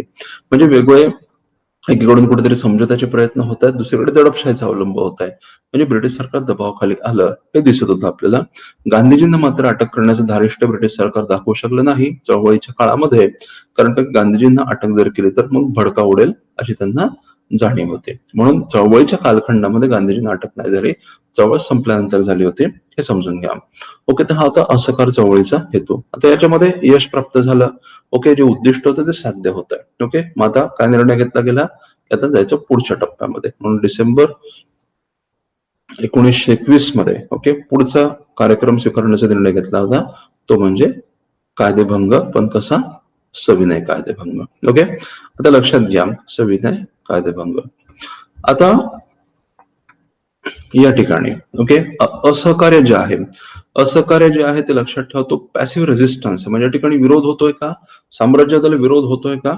डेफिनेटली साम्राज्यवादाला विरोध होतोय, पण हा विरोध कसा आहे? पॅसिव्ह स्वरूपाचा आहे, असक्रिय अशा स्वरूपाचा. लक्षात ठेवा, निष्क्रिय नाही म्हणायचं, पण असक्रिय, कारण याच्यामध्ये कुठल्या कायद्याचा भंग होत नाहीये. ठीक आहे, पण एक काय म्हणून आपण त्याला एक दबाव निर्माण होतोय आणि म्हणून आपण त्याला पॅसिव्ह रेझिस्टन्स असं म्हणूया. पण आता सविनय कायदेभंगाची स्ट्रॅटेजी चालू होईल तेव्हा विरोध कसा असेल, सक्रिय प्रत्यक्ष कृती केली जाईल आणि या कृतीच्या माध्यमातून ओके कायदे मोडून साम्राज्यवादाला विरोध केला जाईल. हा एक महत्वाचा फरक आहे, लक्षात ठेवा. पॅसिव्ह ऍक्टिव्ह, या ठिकाणी पुढाकार घेऊन कायदे मोडले जातात, या ठिकाणी कायद्याचा भंग केला जात नाही, इतर मार्गाने सत्तेला आव्हान दिलं जातं. पण इथे तसं नाहीये, कायदे भंग केला जातो. म्हणजे या ठिकाणी अभिप्रेत काय आहे, कायद्याचा भंग करायचा. मग आता साहजिक आहे, जेव्हा तुम्ही कायदे मोडाल तेव्हा तुम्हाला शिक्षा होते. मग कारण का की जो काही काय म्हणू आपण त्याला की शासनाचा कायदा असेल ओके, त्याला एक लेजिटमसी असते, त्याला एक वैधानिकता असते. मग अशा जर कायद्याचा भंग केला तर तुम्हाला शिक्षा होणार, हे जस्टिफायबल आहे, त्याचं समर्थन होऊ शकतं. मी कायदा मोडला म्हणून तुम्हाला शिक्षा झाली.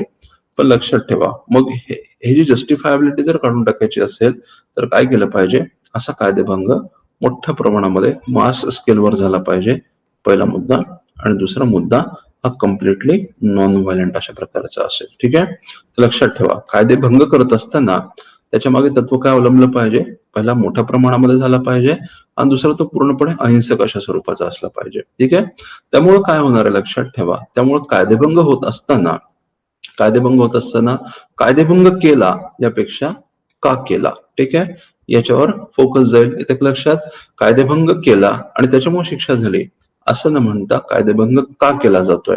मग कायदेभंग का केला जातोय हा जेव्हा प्रश्न विचारला जाईल तेव्हा शासनाचं जुलमी स्वरूप उघडकीला येईल. इथे लक्षात, शासनाचे जुलमी स्वरूप समोर येईल आणि मग त्यावेळेला शासनाची नाचक्की होईल, शासनावर अजून दबाव निर्माण होईल आणि मग शासनाला सुधारणा मान्य कराव्या लागतील, भारतीय लोकांना अधिकार द्यावे लागतील.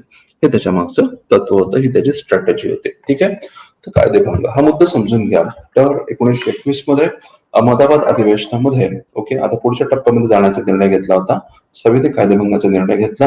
आणि साहजिकच ओके, ही जी सविनय कायदेभंगाची चळवळ असेल ती गांधीजींच्या नेतृत्वाखाली होईल आणि त्यासाठी स्वरूप कोणतं स्वीकारलं गेलं होतं लक्षात ठेवा. सविनय कायदेभंग करायचा कसा, तर त्यासाठी स्वरूप होतं साराबंदीची चळवळ.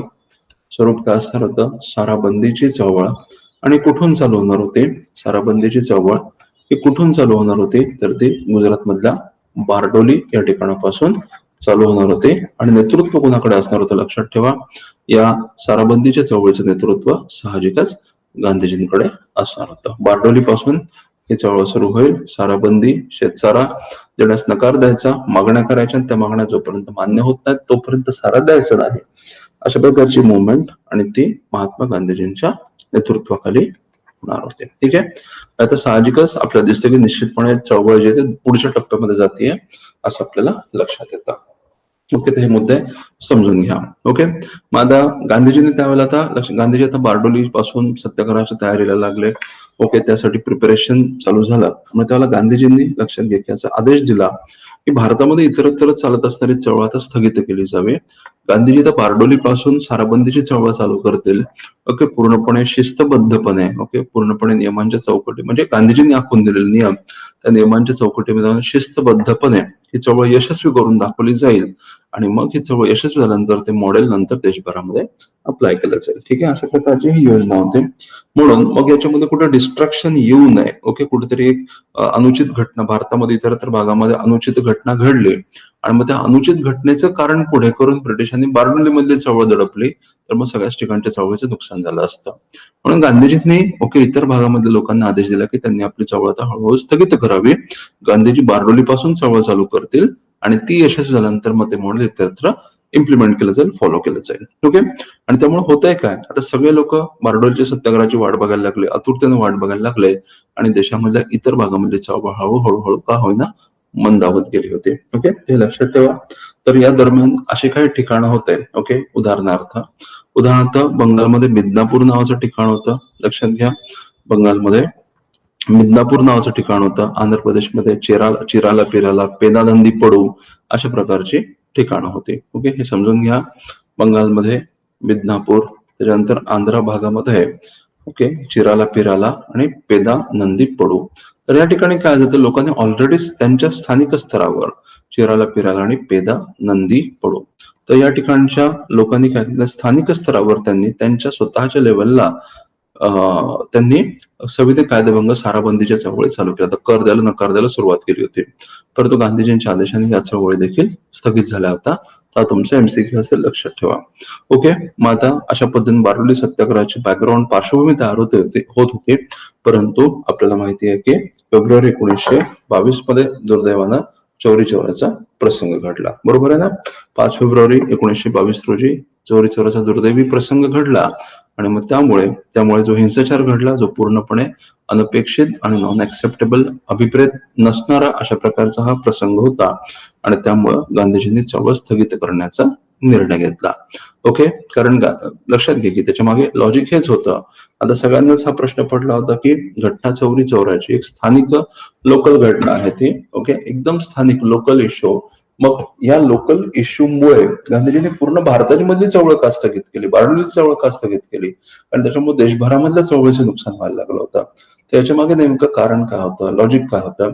तर जसं मी तुम्हाला ऑलरेडी सांगितलं की गांधीजींचं म्हणणं काय होतं, तर जर देशामधल्या इतर कुठल्याही भागामध्ये कुठल्याही प्रकारची हिंसक घटना घडली, ओके, कुठल्याही प्रकारचं त्यामुळे आपण त्याला चौकटी बाहेर असणारी घटना घडली, तर काय होईल, त्या घटनेचं निमित्त पुढे करून ब्रिटिश लोक काय करतील की त्या ठिकाणचं आंदोलन तर दडपतील, पण त्याचबरोबर बारडोलीची चळवळ देखील दडपतील आणि नुसती बारडोलीच नाही तर ते निमित्त पुढे करून देशभरामधल्या इतर सर्व प्रकारच्या चळवळी दडपून टाकल्या जातील आणि अत्यंतिक बळाचा वापर केला जाईल. आणि त्यामुळे लक्षात ठेवा की जेव्हा शासन त्याचं पूर्ण बळ वापरून चळवळीवर तुटून पडेल तेव्हा साहजिकच लोकांचा उत्साह पूर्णपणे मंदावेल आणि ही चळवळ तर दडपली जाईलच, पण त्याचबरोबर पुढच्या चळवळीमध्ये लोक सहभागाची शक्यता ही मोठ्या प्रमाणामध्ये मावळते. कारण लक्षात घे की शासनाच्या ताकदीचा किंवा शासनाच्या अन्य अत्याचाराचा सामना करण्याची ताकद सामान्य लोकांमध्ये एका मर्यादेपर्यंत नसते. हा पण खूप मोठ्या संख्येने सामान्य लोक पूर्णपणे सहभागी झाले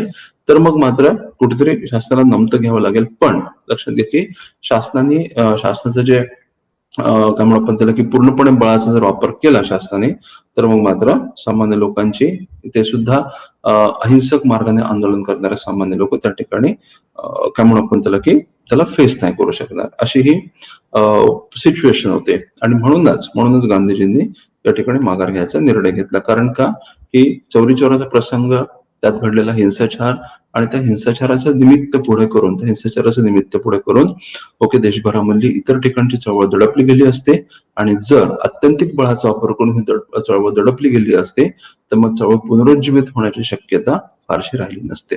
आणि म्हणून ओके बिपिनचंद्र नावाचे इतिहासकार काय म्हणतात, गांधीजींनी चळवळ वाचवण्यासाठी चळवळ थांबवली. ओके, तर हा मुद्दा समजून घेतला पाहिजे. गांधीजींच्या या निर्णयाला विरोध मोठ्या प्रमाणामध्ये झाला होता, पण त्याचबरोबर त्याची एक दुसरी बाजू देखील आहे की चळवळीचं अस्तित्व टिकवण्यासाठी गांधीजींनी चळवळ स्थगित करण्याचा निर्णय घेतला होता. ओके, त्याला एक काय म्हणू आपण त्याला की एक सन्मानजनक माघार असं आपण त्याला म्हणू शकतो. तर अशा पद्धतीने गांधीजींनी केलं. त्याचा दोष पूर्णपणे गांधीजींवर आला होता, त्याच्यात काही डाऊट नाहीये, पण चळवळीचं रक्षण झालं होतं असं आपल्याला म्हणता येतं. ओके, त्याच्यानंतर मग बघा आता चळवळ स्थगित झाली. चळवळ स्थगित झाल्यामुळं गांधीजींबद्दल लोकांच्या मनामध्ये देखील एक रोष निर्माण झाला होता. गांधींची लोकप्रियता काहीशी कमी झाली. ब्रिटिश सरकारने याच संधीचा फायदा घेतला आणि यंग इंडियामध्ये जे आर्टिकल्स गांधीजींनी लिहिले होते त्या आर्टिकलचा वापर करून राजद्रोहाचा खटला गांधीजींवर भरला गेला आणि त्यांना अटक केली गेली, तुरुंगात टाकलं गेलं आणि येरवडा जेलमध्ये गांधीजींना पाठवलं. ओके, अशा पद्धतीनं असहकार आंदोलन संपुष्टात आलं. लक्षात घ्या. आता या असहकार चळवळीचा कार्यक्रम नेमका काय होता हे समजून घ्या. मी तुम्हाला घटनाक्रम सांगितला, आता आपण बघूया कार्यक्रम काय होता.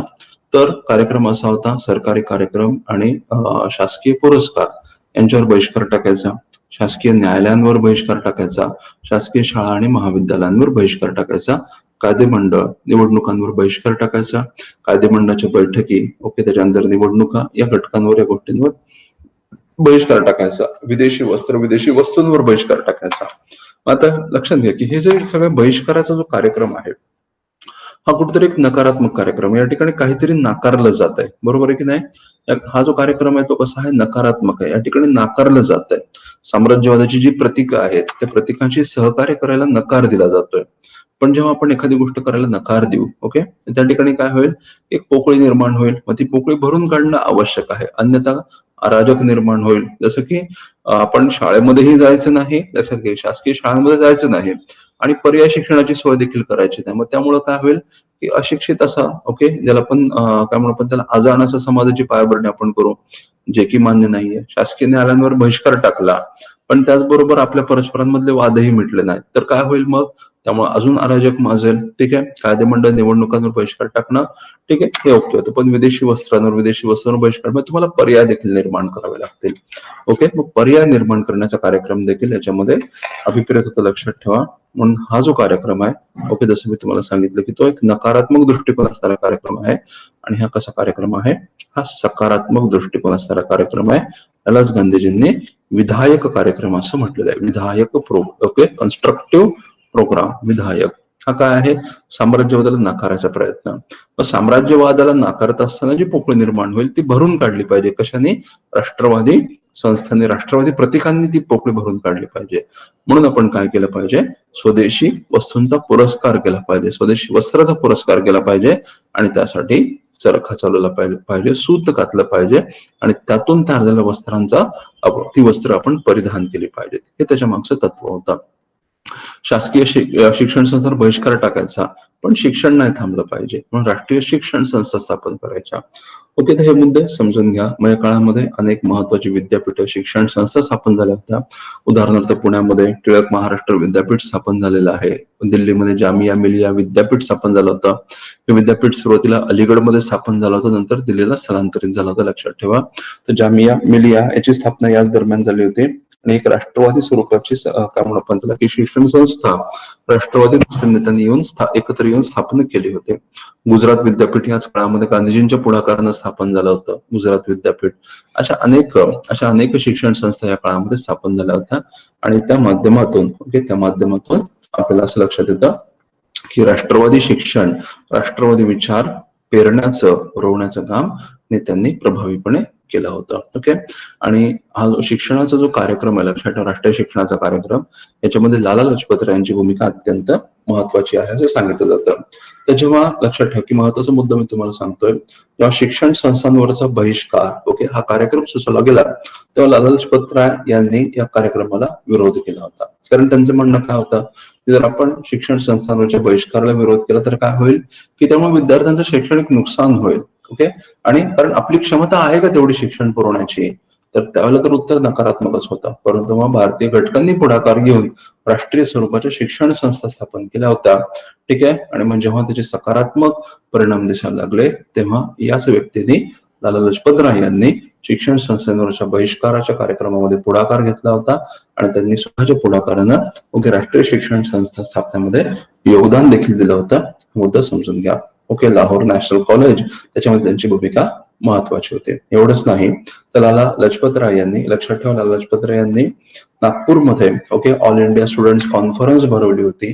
डिसेंबर 1920 मध्ये त्यांनी ऑल इंडिया स्टुडंट्स कॉन्फरन्स भरवली नागपूरमध्ये आणि विद्यार्थ्यांना चळवळीमध्ये सामील होण्याचा अपील त्यांनी केलं होतं. तर हा मुद्दा महत्वाचा आहे.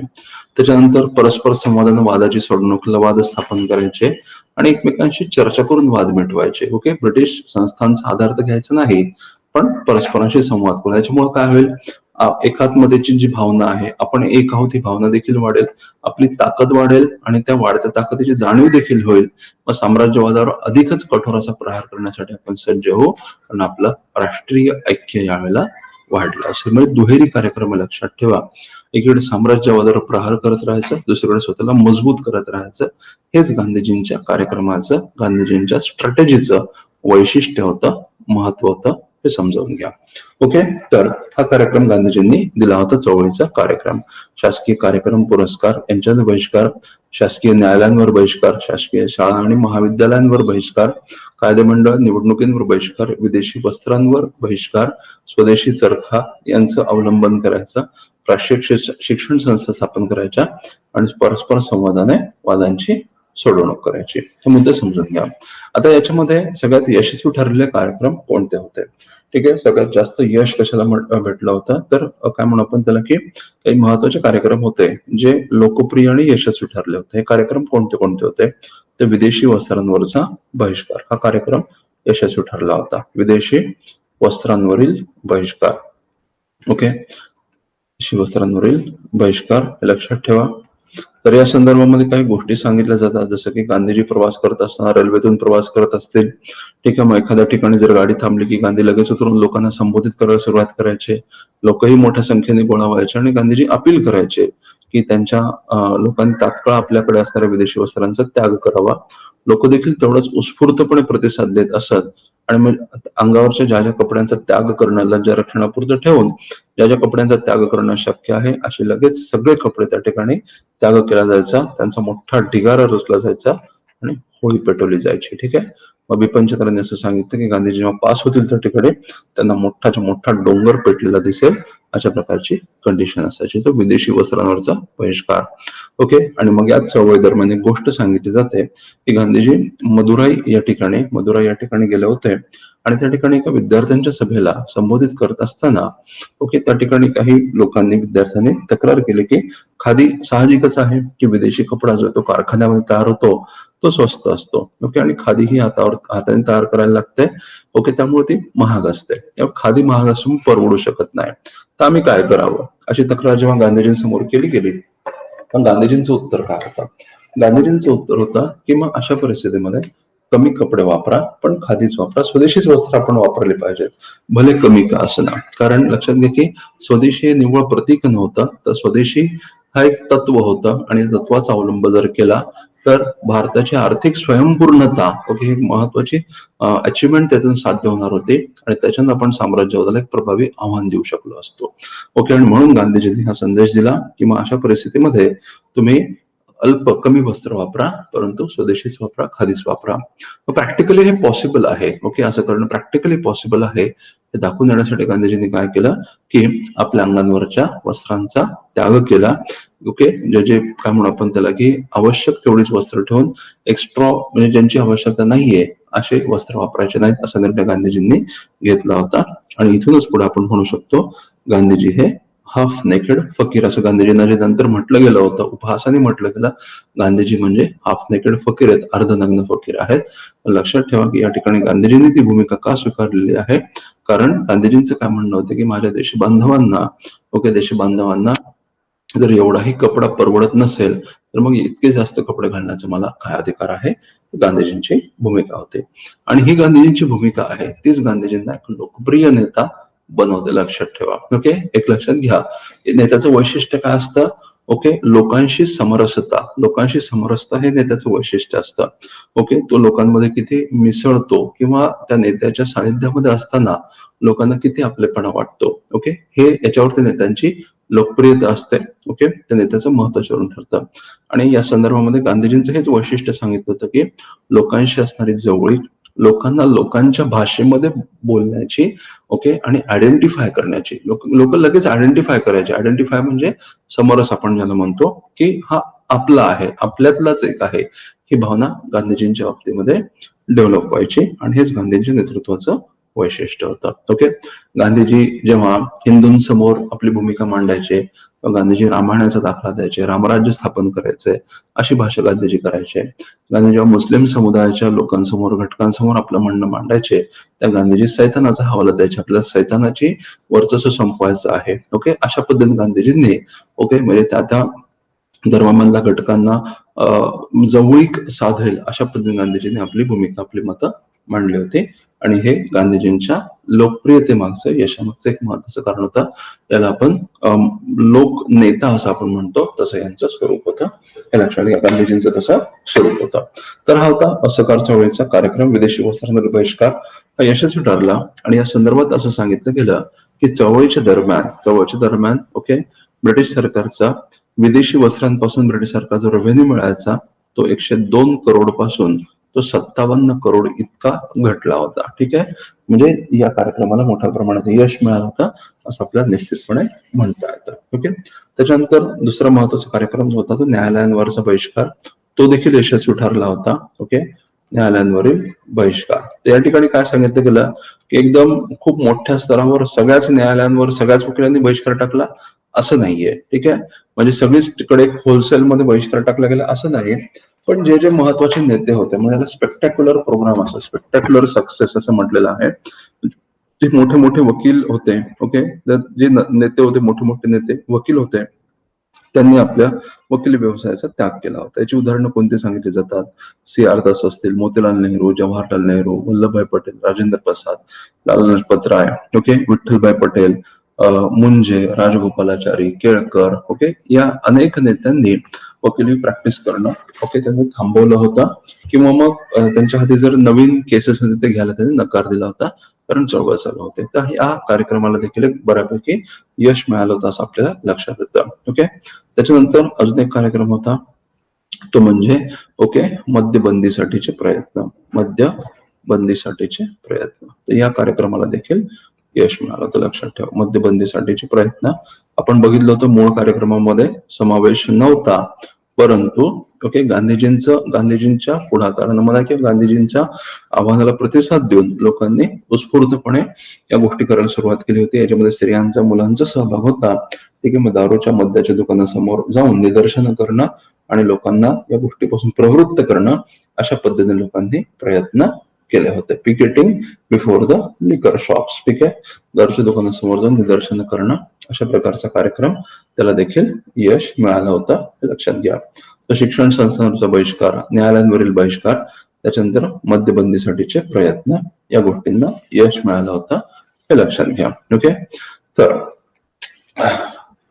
ओके, आता काय म्हणू आपण त्याला, की आपण हे बघितलं की कार्यक्रम नेमका काय होता, चळवळीला नेमकं कसं स्वरूप होतं, काय त्याचं परिणती झाली होती, याची गोष्टींची आपण चर्चा केली. तर आपण हे बघितलं होतं की चौरी चौरा प्रसंग झाल्यानंतर गांधीजींनी चळवळ ही थांबवली होती, हे लक्षात घ्या. ओके, मग आता एकदम ब्रीफ मध्ये आपण मुद्दा बघूया की चळवळीचा विस्तार कुठं कुठं झाला होता. ओके, एकदम थोडक्यात मी तुम्हाला सांगतो. चळवळीचा विस्तार लक्षात ठेवा, जसं मी तुम्हाला सांगितलं की हे पहिलं मोठं जन आंदोलन मानलं गेलेलं आहे, ज्यामध्ये लोकांनी मोठ्या प्रमाणामध्ये भाग घेतला होता. ठीक आहे, ओके. तर चळवळीचा विस्तार कुठे कुठे झालेला आहे? पंजाबमध्ये. तर पंजाबमध्ये काय झालं होतं, विस्तार आपण चर्चा करतोय. पंजाबमध्ये ओके, स्थानिक घटकांनी एक चळवळ चालू केली, त्याला गुरुद्वारा सुधारणा चळवळ असं म्हटलं गेलेलं आहे. गुरुद्वारा सुधारणा चळवळ. तर मग पंजाबमध्ये स्थानिक गुरुद्वारा सुधारणा चळवळ आणि असहकार चळवळ यांच्यामध्ये सहकार्य होतं, असहकार चळवळ. ठीक आहे, तर पंजाबमध्ये होतं काय की जे गुरुद्वारे होते त्या ठिकाणचे जे महंत होते, ओके, त्या महंतांच्या भ्रष्ट कारभाराविरुद्ध त्या ठिकाणच्या लोकांनी आंदोलनाला सुरुवात केली होती. आणि मग या गुरुद्वारा सुद्धा आणि याच चळवळीचा भाग म्हणून अकाली दल, आपल्याला माहिती आहे, शिरोमणी अकाली दल आणि SGPC म्हणजे शिरोमणी गुरुद्वारा प्रबंधक समिती यांची स्थापना झाली होती. आणि या संघटनांच्या प्रयत्नातून सत्याग्रहाच्या मार्गाने महंतांच्या तावडीतून गुरुद्वारे सोडवायचे आणि त्यांचं प्रशासन जे आहे ते SGPCच्या नियंत्रणाखाली घ्यायचं, जे लोकांची संस्था असं आपण म्हणू शकतो. तर अशा प्रकारची ही चळवळ होते. आणि या अकाली चळवळीनं किंवा गुरुद्वारा सुधारणा चळवळीनं असहकार चळवळीला आपला पाठिंबा घोषित केला होता. ठीक आहे, म्हणजे आपल्याला काय दिसतं, पंजाबमध्ये एक लोकल मुवमेंट आणि असहकार मुवमेंट या एकमेकांसोबत चालल्या होत्या असं लक्षात येतं. त्याच्यानंतर आसाममध्ये या चळवळीचा विस्तार झाला होता, लक्षात ठेवा. आसाममध्ये देखील ही चळवळ प्रभावी ठरली होती. आणि या ठिकाणी आसाममध्ये आपल्याला काय दिसतं, कामगारांचा सहभाग होता. उदाहरणार्थ आसाम बंगाल रेल्वे मधल्या कामगारांनी संप केले होते. आसाम बंगाल रेल्वे कामगारांचे संप या चळवळीच्या काळामध्ये घडून आले असं आपल्याला दिसतं. त्याचप्रमाणे आसाममध्ये लक्षात ठेवा, आसाममध्ये सुरमा व्हॅलीचा जो प्रदेश होता, सुरमा नदीचं सुरमा खोरे, त्या ठिकाणी चहा मळ्यामधल्या कामगारांनी देखील संप केला होता. चहा मळ्यातील कामगार, ठीक आहे, तर यांचा देखील संप घडून आला होता. म्हणजे थोडक्यात काय दिसतं आपल्याला, आसाममध्ये देखील प्रतिसाद भेटला होता. ओके, आणि या ठिकाणचे नेते कोण होते, तर JN सेनगुप्ता नावाचे नेते होते आणि अंबिकागिरी रायचौधरी. ठीक आहे, अंबिकागिरी रायचौधरी हे या भागामधले नेता होते, हे समजून घ्या. त्याच्यानंतर लक्षात घ्या, पुढचा प्रदेश आहे बंगाल. बंगालमध्ये देखील मोठ्या प्रमाणामध्ये यश मिळालं. चित्तरंजन दास, ओके, बंगालमध्ये चित्तरंजन दास हे नेते होते. सुभाषचंद्र बोस आपल्याला माहिती आहे, यांनी नेतृत्व पुरवलं होतं. चित्तरंजन दास आणि सुभाषचंद्र बोस यांची भूमिका बंगालमध्ये महत्वाची होती. आणि बंगालमध्ये लक्षात ठेवा की त्या ठिकाणचा एक स्थानिक कर होता युनियन बोर्ड टॅक्स. आणि मग या युनियन बोर्ड टॅक्सच्या विरोधामध्ये मोहीम बंगालमध्ये राबवण्यात आली होती. विरोधामध्ये मोहीम चालू केली, हे लक्षात ठेवा. त्याच्यानंतर उत्तर प्रदेशमध्ये देखील प्रतिसाद भेटला होता. उत्तर प्रदेशमध्ये शेतकऱ्यांची चळवळ जी होत्या, शेतकरी चळवळ, शेतकरी आंदोलन, शेतकरी चळवळ, तर त्या दोन होत्या लक्षात ठेवा. एक म्हणजे अवध किसान सभा, ठीक आहे, अवध किसान सभा, अवध किसान सभा आणि एका चळवळ, ठीक आहे, एका चळवळ. तर या शेतकरी आंदोलन आणि असहकार आंदोलन यांच्यामध्ये कुठेतरी एक सहकार्य होतं असं आपल्याला दिसतं. त्यानंतर आंध्र प्रदेशमध्ये देखील मोठ्या प्रमाणामध्ये चळवळीचा विस्तार झाला होता. आंध्र प्रदेश, ओके, पुढचं केंद्र आहे आंध्रा. आंध्रमध्ये देखील मोठ्या प्रमाणामध्ये विस्तार झाला होता. आंध्रमध्ये कुणाची भूमिका महत्वाची होती? पट्टाभी सीतारामय्या. आंध्र प्रदेशमध्ये पट्टाभी सीतारामय्या यांचं नेतृत्व महत्वाचं होतं. त्याच्यानंतर टी प्रकाशम हे नेते महत्वाचे होते. ठीक आहे, हे समजून घ्या. त्याच्यानंतर ओके, हा मुद्दा महत्वाचा आहे. काय दिसतं आपल्याला की महाराष्ट्र आणि कर्नाटक या प्रदेशामध्ये काय होतं? महाराष्ट्र आणि कर्नाटक या प्रदेशामध्ये आपल्याला दिसतं की चळवळ ही तुलनेने इतरांच्या तुलनेने, इतर भागांमधलं चळवळीचा जर विचार केला तर तुलनेने कमकुवत अशा प्रकारची होती किंवा तुलनेने कमी प्रभाव निर्माण झाला होता. याचं कारण काय सांगितलं गेलं?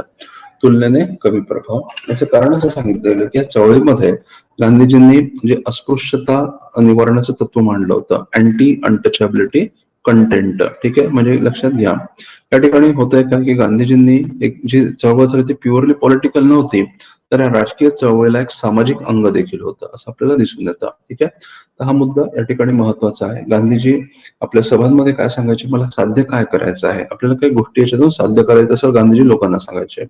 मग कोणत्या कोणत्या गोष्टी होत्या? तर अस्पृश्यता निवारण करणं, त्याच्यानंतर हिंदू मुस्लिम ऐक्य साध्य करणं, स्त्री पुरुष समानता, ठीक आहे, त्याच्यानंतर चरखा खादी आणि मद्यपान बंदी. ठीक आहे, अस्पृश्यता निवारण करणं, हिंदू मुस्लिम ऐक्य साध्य करणं, स्त्री पुरुष समानता साध्य करणं, मद्यबंदीसाठी प्रयत्न करणं आणि चरखा खादी यांचा अवलंब करणं.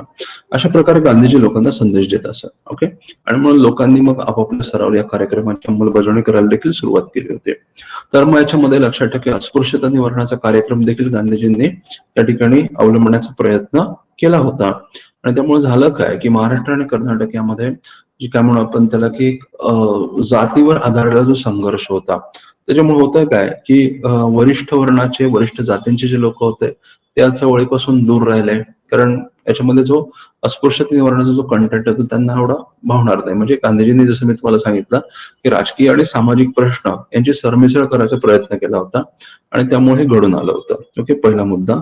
आणि जे निम्न जातीमधले, ओके, निम्न जातीमधले किंवा दलित घटकांमधले जे नेते असतील, ओके, त्यांना असं वाटतंय की असं कसं होऊ शकतं. ठीक आहे, एक वरिष्ठ वर्णाचे लोक अशा प्रकारची चळवळ कसं काय विचार मांडू शकतात, आणि त्यामुळे ते घटक देखील दूर राहिले. ओके, आणि त्यामुळे झालं काय की दोन्ही घटक त्याच्यामध्ये सहभागी नाही झाले आणि म्हणून महाराष्ट्र आणि कर्नाटक या प्रदेशामध्ये आपल्याला चळवळीचा प्रभाव इतर प्रांतांच्या तुलनेने कमी होता असं लक्षात येतं. हा मुद्दा महत्वाचा आहे. त्या ठिकाणी तुम्हाला नक्की एक्झाम मध्ये एमसीक्यू विचारला जाऊ शकतो की कुठं चळवळीची व्याप्ती कमी होती. ओके, ते होतं. लक्षात घ्या असहकार चळवळीचं स्पष्टीकरण. आता आपण हे बघितलं की असहकार चळवळ संपुष्टात आली. असहकार चळवळ संपुष्टात आली, आता राजकारणाला एक नवीन दिशा प्राप्त झाली होती. ओके, समजून घ्या. मी तुम्हाला काय सांगितलं होतं की गांधीजींनी कालच्या लेक्चरमध्ये आपण हे बघितलं होतं की गांधीजींनी स्वतःच आपल्या त्यांचा जो गांधीजींचा जो कार्यक्रम आहे त्या कार्यक्रमाचं स्पष्टीकरण करत असताना गांधीजींनी काय सांगितलं होतं की ही जी राष्ट्रीय चळवळ आहे, राष्ट्रीय चळवळ म्हणजे ओके कुठल्या घटना नाहीयेत, कुठले टप्पे नाहीयेत, तर ती काय एक प्रक्रिया आहे आणि या प्रक्रियेमध्ये चढ उतार आहेत. येत्या लक्षात, राष्ट्रीय चळवळ म्हणजे एक प्रक्रिया आहे आणि या प्रक्रियेमध्ये चढ उतार आहेत असं गांधीजींचं म्हणणं होतं. मग या चळवळीच्या अवस्था होत्या त्या चढ असतील, जसं की असहकार चळवळ आहे, सविनय कायदेभंग आहे किंवा क्विट इंडिया मुवमेंट आहे. पण त्याचबरोबर हे देखील खरं आहे, लक्षात ठेवा की ह्या ज्या जन आंदोलन आहेत, ज्या मास मुवमेंट आहेत, ओके, ते एका क्षणापर्यंत, एका मर्यादेपर्यंत त्या एक्सटेंड होऊ शकतात, सस्टेन करू शकतात. पण त्यानंतर मग वेगवेगळे घटक काम करतात आणि हळूहळू या चळवळी ज्या असतात त्या कुठेतरी त्यांची ऱ्हासाची प्रक्रिया देखील चालू होते. ओके, ही भूमिका गांधीजींनी मांडली होती, हे समजून घ्या.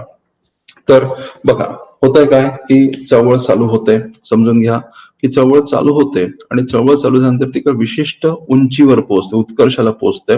ओके, चळवळ सुरू झाल्यानंतर त्या चळवळीच्या टप्प्यामध्ये, ओघामध्ये ती चळवळ एका विशिष्ट उंचावर पोहोचते. समजा इथून चळवळ चालू झाली, इथं पोहोचली चळवळ, उत्कर्षाला पोहोचली, त्याच्या सर्वोच्च अवस्थेला पोहोचली. आता चळवळ यशस्वी होण्याची चिन्ह दिसतात, कारण प्रतिसाद भरपूर आहे, शासनावर दबाव देखील निर्माण झालेला आहे. पण यावेळेला अनेक घटक काम करतात. ठीक आहे, चळवळीमधले अनेक घटक काम करतात, जसं की चळवळीच्या नेत्यांमध्ये असणारे मतभेद. ठीक आहे, मग नेत्यांमध्ये मतभेद निर्माण होतील, पहिला मुद्दा असेल. शासनाची दडपशाही असते, शासन देखील आता कुठेतरी दडपशाहीच्या उपायांचा अवलंब करायला सुरुवात करतं. शासन देखील कुठेतरी फूट पाडण्याचा प्रयत्न करत असतं. त्याला आपण फोडा आणि राज्य करा, डिव्हाइड अँड रूल नीती आपण म्हणतो.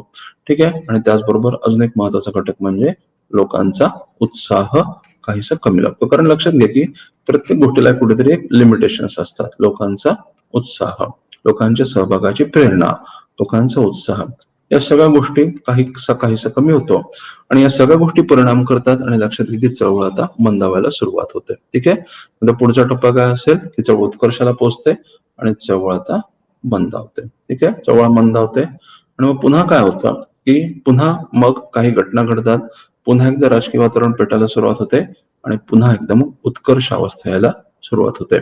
तर हे चक्र सतत चालू राहतं आणि गांधीजींनी म्हणजे जोपर्यंत आपलं ध्येय प्राप्त होत नाही तोपर्यंत हे चक्र चालू राहतं आणि यालाच गांधीजींनी संघर्ष तह संघर्ष असं म्हटलेलं आहे. ओके, तर हा मुद्दा समजून घ्या. मग आता आपल्याला काय दिसतं, एनसीएम थांबली म्हणजे काय थांबलं, एनसीएम थांबलं म्हणजे संघर्ष अवस्था थांबली. ओके, इथे मला स्पेस हवी आहे म्हणून समजून घ्या. आता एनसीएम थांबलं म्हणजे संघर्षाची अवस्था थांबली. आता प्रश्न निर्माण होतो की पुढे काय करायचं. ठीक आहे, संघर्ष अवस्था तर संपुष्टात आली, पण ब्रिटिशांप्रती असणारा रोष तो तर काय संपलेला नाहीये, तो मात्र कायम आहे. ओके, मग आता पुढे करायचं काय हा प्रश्न निर्माण झाला होता आणि मग या प्रश्नाचं उत्तर काँग्रेसमधल्या वेगवेगळ्या घटकांनी वेगळ्या पद्धतीने दिलं आणि त्याच्यातून एक नवीन प्रकारचं राजकारण चालू झालं. त्याला आपण स्वराज्य राजकारण किंवा स्वराज्य पक्षाचं राजकारण असं म्हणतो. हे समजून घ्या. ओके, आता हे तुमच्या लक्षात आलं असावं मला काय सांगायचं आहे ते पॉइंट समजून घ्या. आता हा जो कालखंड आहे कधीपासून कधीपर्यंतचा कालखंड आहे की 1922 पासून ते 1930 पर्यंतचा कालखंड. कारण आपल्याला माहिती आहे 1930 मध्ये सविनय कायदेभंगाची चळवळ चालू झाली होती. याच्या आधी 1928 मध्ये अँटी सॅमन एज्युटेशन चालू झाले आणि हळूहळू तर चळवळ पुन्हा एकदा फोफा व्हायला विस्तारायला सुरुवात झाली होती. आता प्रश्न आहे, लक्षात ठेवा, हा जी 10 अवस्था आहे या काळामध्ये आपण ऍक्टिव्ह फेज म्हणूया, याला पॅसिव्ह फेज म्हणूया. पॅसिव्ह फेज मध्ये नेमकं काय करायचं हा प्रश्न निर्माण झाला. ठीक आहे, मग या प्रश्नाचे उत्तर वेगळ्या घटकांनी वेगळ्या पद्धतीनं द्यायला सुरुवात केली. झालं काय होतं की काही नेत्यांनी, उदाहरणार्थ सुभाषचंद्र बोस, त्यांनी गांधीजींच्या या निर्णयाला, चळवळ थांबवण्याच्याच निर्णयाला त्यांनी विरोध केला होता. त्यांचं म्हणणं की एवढे चळवळीला यश मिळत असताना गांधीजींनी ही जी चळवळ थांबवली ती एक राष्ट्रावर ओढवलेली एक आपत्ती आहे, राष्ट्रीय आपत्ती, नॅशनल कॅलॅमिटी, असं या नेत्यांचं म्हणणं होतं. हा प्रश्न एक्झाम मध्ये देखील आला होता, लक्षात घ्या. तर मग गांधीजींचा हा निर्णय योग्य होता का, लोक सविनय कायदेभंगासाठी तयार आहेत का, ओके, हे तपासण्यासाठी एक समिती नेमली गेली होती, त्याचं नाव होतं सीडीएम कमिटी, सविनय कायदेभंग समिती. ओके, लक्षात ठेवा. हे गांधीजींनी निर्णय घेतला, गांधीजी तुरुंगामध्ये गेले, हे सगळं झालं आपण बघितलं. ओके, आणि मग एक समिती काँग्रेसतर्फे नेमली गेली, सविनय कायदेभंग समिती. ओके, अध्यक्ष होते हकीम अजमल खान. ओके, हकीम अजमल खान. हेतू काय आहे, लोकांची तयारी कितपत आहे याची चाचपणी घेणं सविनय कायदेभंगासाठी. कालांतराने जेव्हा या सविनय कायदेभंग समितीचा अहवाल आला तर त्यांनी असं सांगितलं की सविनय कायदेभंगाच्या कार्यक्रमासाठी अजून जनता राष्ट्र तयार नाही आहे. ठीक आहे, त्यांचा अहवाल आला की सविनय कायदेभंगासाठी जनता राष्ट्र अजून तयार नाही आहे. याचा अर्थ काय, आता पुढच्या आंदोलनाची शक्यता तर मावळली. ठीक आहे, लक्षात घ्या. जेव्हा यांचा अहवाल आला त्यांच्या अहवालावर असं आपण म्हणू शकतो की पुढील आंदोलनाचे म्हणजे इमिजिएटली लगेचच आंदोलन पुन्हा रिझ्यूम केलं जाईल हे आता दिसत नाहीये. आंदोलनाची शक्यता मावळली म्हणजे आता पॅसिव्ह फेज फिक्स झाली, आंदोलनाची शक्यता मावळली. आता काय हा प्रश्न निर्माण झाला आणि मग आता काय या प्रश्नाचं उत्तर देण्यासाठी काँग्रेसमध्ये दोन गट समोर आले आणि त्या दोन गटांनी दोन वेगळ्या मार्गांचं काय म्हणू आपण त्याला अवलंबन करायचा प्रयत्न केला, सूचना केला आणि त्यामुळे त्यांच्यामध्ये जो संघर्ष झाला होता त्याच्यातूनच आपल्याला एक वेगळ्या प्रकारचं राजकारण दिसतं. त्याला आपण फेरवादी नाफेरवादी राजकारण म्हणतो. ते मुद्दे समजून घ्या. आता दोन गट निर्माण झाले. ओके, एका गटाला काय म्हटलं गेलेलं आहे, एक गटाला म्हटलं गेलं नाफेरवादी गट, इंग्रजीमध्ये नो चेंजर्स, नाफेरवादी. आणि दुसरा जो गट होता तो होता फेरवादी, प्रो चेंजर, बदलासाठी अनुकूल, बदलासाठी अनुकूल म्हणून फेरवादी, प्रो चेंजर. ओके, आता यांच्यामध्ये मूलभूत फरक काय होता हे लक्षात घ्या. आता आपण थोड्यापूर्वी काय बघितलं होतं, असकार कार्यक्रमांपैकी एक महत्वाचा कार्यक्रम होता तो म्हणजे कायदे मंडळी निवडणुकांवर बहिष्कार. हा एक महत्वाचा कार्यक्रम होता. ओके, तर हा मुद्दा समजून घ्या. कायदे मंडळ निवडणुकांवर बहिष्कार, ओके, हा असकार चळवळीचा एक कार्यक्रम होता. आता या घटकाचं म्हणणं काय होतं, फेरवादी घटकाचं म्हणणं काय होतं की कायदे मंडळ एक उत्तम व्यासपीठ आहे. कशासाठी?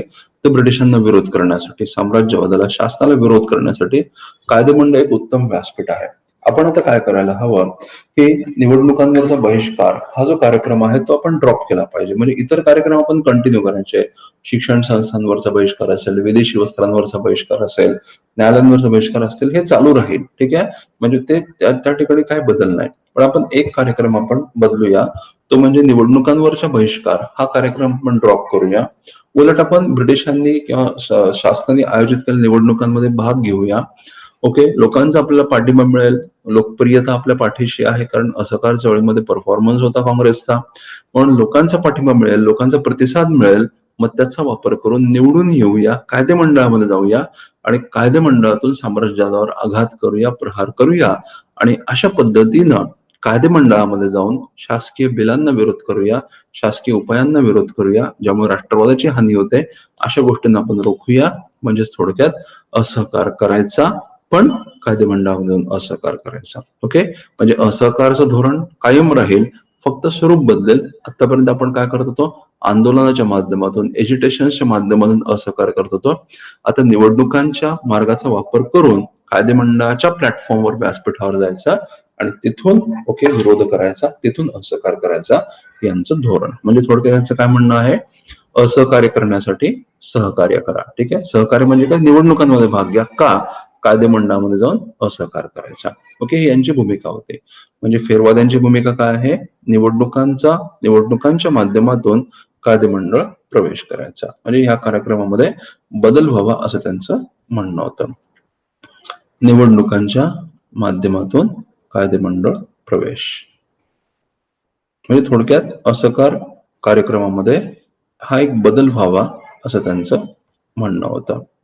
ठीक आहे, तर हा आहे फेरवाद्यांचा मुद्दा, फेरवाद्यांचं स्टँड. आता याला नाफेरवाद्यांचं उत्तर काय होतं, तर नाफेरवाद्यांचं असं म्हणणं होतं की जो कार्यक्रम आपण स्वीकारलेला तोच आता कायम राहिला पाहिजे. असहकार चळवळीचा कार्यक्रम आपण जो स्वीकारलेला आहे तो आपण कायम ठेवला पाहिजे, म्हणजे कार्यक्रमामध्ये बदल नको, कार्यक्रमामध्ये बदल नको. मग आता काय करायचं, कार्यक्रमामध्ये बदल नको, दॅट इज ओके. ओके, कारण एकदा आपण स्वीकारल्यानंतर माघार घ्यायला नको, हे समजून घेण्यासारखं आहे. मग आता करायचं काय मग, तर यांचं असं म्हणणं होतं की शासनाशी असणारी असहकाराची भूमिका कायम ठेवायची. ओके, शासनाशी आपण संबंध तोडायचे, साम्राज्यवादाशी असणारे संबंध आपण तोडतोय, तर ही भूमिका आपण कायम ठेवायची आणि काय करायचं, जनतेमध्ये जायचं. ओके, आता जनतेशी संपर्क आपला डेव्हलप होतोय. आपण बघितलं होतं की होम रूल चळवळीपर्यंत काँग्रेसची मुळं जी आहेत ती पाळमुळे जनतेमध्ये रुजली नव्हती. ओके, काय म्हणू आपण त्याला की स्वदेशी चळवळ हा पहिला प्रयत्न होता, त्याच्यामध्ये यश आलं आणि नागरी भागांमध्ये चळवळ विस्तारली होती. होम रूल चळवळीमध्ये देखील आता चळवळ लोकप्रिय झाली होती. एक संघटना म्हणून काँग्रेसची लोकप्रियता वाढली होती, टिळकांचं योगदान होतं. आणि आता हळूहळू गांधीजींनी त्याला एक व्यापक स्वरूप द्यायचा प्रयत्न केला, जन आंदोलनाचं स्वरूप द्यायचा प्रयत्न केला. त्यामुळे आता काँग्रेसची पाळमुळं, काँग्रेसचे रूट्स हे जे ते लोकांमध्ये रुजत चाललेले आहेत. मग अशा परिस्थितीमध्ये आपण ही प्रक्रिया नको थांबवायला. ब्रिटिशांशी आपण असहकार्याची घोषणा केलेली आहे, तो निर्णय घेतला, तो कायम ठेवूया आणि आता जनतेमध्ये आपण जाऊया, जनतेमध्ये आपली मुळं अजून घट्ट होतील. ओके, यासाठी आपण प्रयत्न करूया. आणि तो प्रयत्न कसा करायचा, तर विधायक कार्यक्रमाची अंमलबजावणी करायची. म्हणजे आता विधायक कार्यक्रमाची अंमलबजावणी करायची म्हणजे नेमकं काय करायचं, कोणत्या गोष्टी करायच्या, तर मग लोकांनी एकत्र यावे याकरता प्रयत्न करायचे. शिक्षण संस्था असतील, जो विधायक कार्यक्रमाचा हिस्सा होता तो, खादी, चरखा, हिंदू मुस्लिम ऐक्य, मद्यबंदी, स्त्री पुरुष समानता, त्याच्यानंतर जात अस्पृश्यता निवारण, या सगळ्या गोष्टींसाठी प्रयत्न करायचे. याच्यामुळं काय होईल, त्याच्यामुळं लोकांमधला ऐक्यभाव वाढेल, लोक अजून परस्परांच्या जवळ येतील आणि संघटना म्हणून काँग्रेसची ताकद देखील वाढेल. म्हणजे होईल काय की लोकांमध्ये बंध निर्माण होतील, लोक त्यांना जोडले जातील आणि एक संघटना म्हणून काँग्रेसची तिथे देखील मजबूत होईल.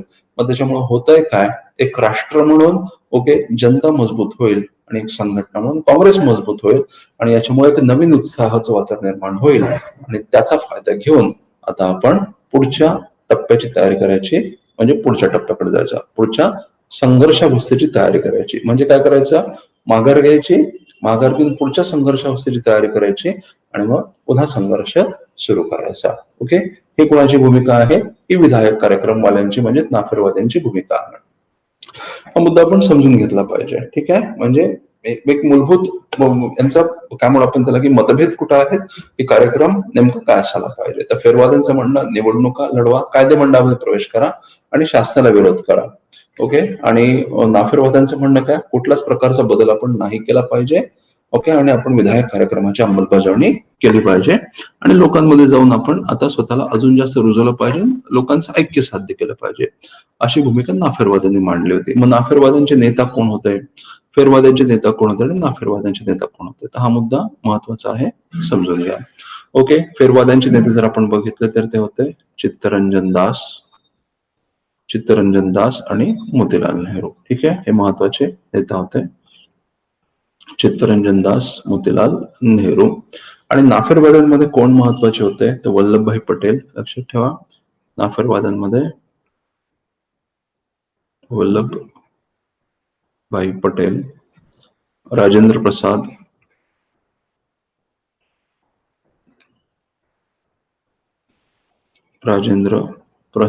आणि सी राजगोपालाचारी.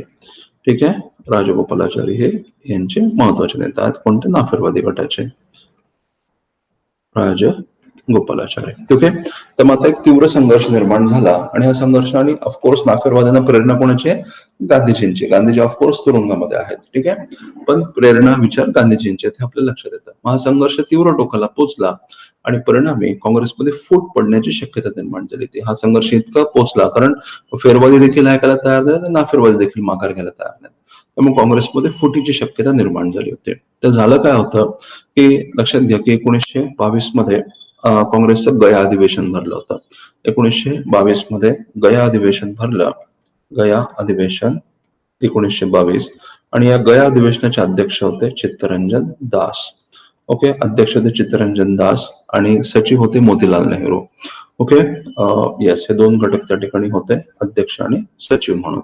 मग आता एक अध्यक्ष पदावरून चित्तरंजन दासांनी कायदेमंडळ प्रवेशाचा जो प्रस्ताव होता तो काँग्रेस समोर ठेवला, परंतु हा प्रस्ताव नाफेरवाद्यांच्या प्रभावामुळे फेटाळला गेला. ठीक आहे, चित्तरंजन दास यांचा जो प्रस्ताव होता तो नाफेरवाद्यांच्या विरोधामुळे फेटाळला गेला आणि म्हणून मग चित्तरंजन दास आणि मोतीलाल नेहरू दोघांनी देखील आपापल्या पदांचे राजीनामे दिले. ओके, आणि त्यांनी जानेवारी 1923 मध्ये त्यांनी काँग्रेस खिलाफत स्वराज्य पक्ष नावाची संघटना स्थापन केली. काँग्रेस खिलाफत स्वराज्य पक्ष, हे लक्षात ठेवा. स्वराज्य पक्षाचं पूर्ण नाव काय, काँग्रेस खिलाफत स्वराज्य पक्ष. ही संघटना त्यांनी स्थापन केली. मग ही संघटना त्यांनी काँग्रेस फोडली का किंवा काँग्रेसमध्ये फूट पाडली का, तर नाही. ओके, जेव्हा स्वराज्य पक्षाने आपली भूमिका मांडली तर त्यांनी काय सांगितलं, लक्षात ठेवा, हाच मुद्दा या ठिकाणी मी सांगितलेला आहे की अध्यक्ष चित्तरंजन दास आणि सचिव मोतीलाल नेहरू यांनी राजीनामे दिले आणि त्यांनी खिलाफत स्वराज्य पक्षाची स्थापना केली. मग ही संघटना स्थापन करत असताना त्यांची भूमिका काय होती, तर भूमिका ही होती, स्वराज्य पक्ष हा स्वतंत्र पक्ष नसून, लक्षात ठेवा की त्यांनी काय सांगितलं, आम्ही काँग्रेस अंतर्गत एक दबाव गट म्हणून काम करणार आहोत. काँग्रेस अंतर्गत दबाव गट. ओके, लक्षात ठेवा, काँग्रेस अंतर्गत दबाव गट म्हणून ही संघटना काम करणार होते. म्हणून लक्षात ठेवा की काँग्रेस फुटली असा अर्थ न काढता त्यांनी एक दबाव गट स्थापन केला. हेतू काय होता की काँग्रेसच्या नेत्यांनी निवडणुकीचा आणि कायदेमंडळ प्रवेशाचा कार्यक्रम स्वीकारावा ओके, अशी या दबाव गटाची भूमिका होती. पण त्यांनी आता काँग्रेसमध्ये आपला प्रभाव अजून वाढवायला सुरुवात केली होती. ठीक आहे. मग आता टचल निर्माण झाली, संघर्ष निर्माण झाला. ठीक आहे. प्रो चेंजर, नो चेंजर यांच्यामधली कॉन्फ्लिक्ट मोठ्या प्रमाणामध्ये वाढत गेली होती आणि त्यामुळे काँग्रेसमध्ये फुटीची शक्यता निर्माण झाली. आता दोघाही घटकांना माहिती आहे, जर काँग्रेसमध्ये फूट पडली तर काय होईल हे सुरत अधिवेशनाने चांगलं शिकवलं होतं 1907च्या. कारण लक्षात घ्या, ओके, सुरत अधिवेशनामध्ये जेव्हा फूट पडली तेव्हा ना मवाळांची सरशी झाली ना जहालांची सरशी झाली. जिंकला होता तो साम्राज्यवाद. बरोबर ना? साम्राज्यवादाची सरशी झाली होती आणि तो धडा आता या राष्ट्रीय नेत्यांना पुरेसा होता, लक्षात घ्या. आणि म्हणून आपापसामध्ये कितीही मतभेद जरी झाले तरी संघटनेची चौकट मोडायची नाही. ओके, ही समज दोघाही घटकांनी दाखवली आणि दोघांनी गांधीजींचं नेतृत्व स्वीकारलं. म्हणजे मतभेद कितीही असू द्या, ठीक आहे, काँग्रेसच्या चौकटीमध्ये राहायचं, ओके, हा त्यांचा निर्णय होता. त्याच्यामुळे दोघांनी देखील गांधीजींचं नेतृत्व त्या ठिकाणी काय म्हणू आपण त्याला की मान्य केलं होतं आणि त्यामुळे फूट ही अवॉइड झाली होती. पण फूट अवॉइड झाली म्हणजे संघर्ष थांबला असं नाहीये आणि जोपर्यंत संघर्ष कायम आहे तोपर्यंत फुटीची शक्यता देखील आहे. भले ती फूट रोखण्याचा प्रयत्न, टाळण्याचा प्रयत्न जरी केला गेला तरी शक्यता मात्र जरूर आहे, हे लक्षात घ्या. म्हणून आता हा संघर्ष कमी करण्याचे प्रयत्न चालू झाले आणि मग सप्टेंबर 1923 मध्ये, लक्षात घ्या, सप्टेंबर 1923 मध्ये दिल्ली या ठिकाणी एक विशेष अधिवेशन भरलं. त्याचे अध्यक्ष होते मौलाना आझाद आणि आपल्याला माहिती आहे मौलाना आझाद हे काँग्रेसचे सर्वात युवा अध्यक्ष बनले. सर्वात युवा अध्यक्ष हा तुमचा एमसीक्यू असेल, लक्षात ठेवा. काँग्रेसचे आतापर्यंत सर्वात युवा अध्यक्ष कोण मानले गेले? तरुण अध्यक्ष मौलाना आझाद. हा मुद्दा महत्वाचा आहे, समजून घ्या.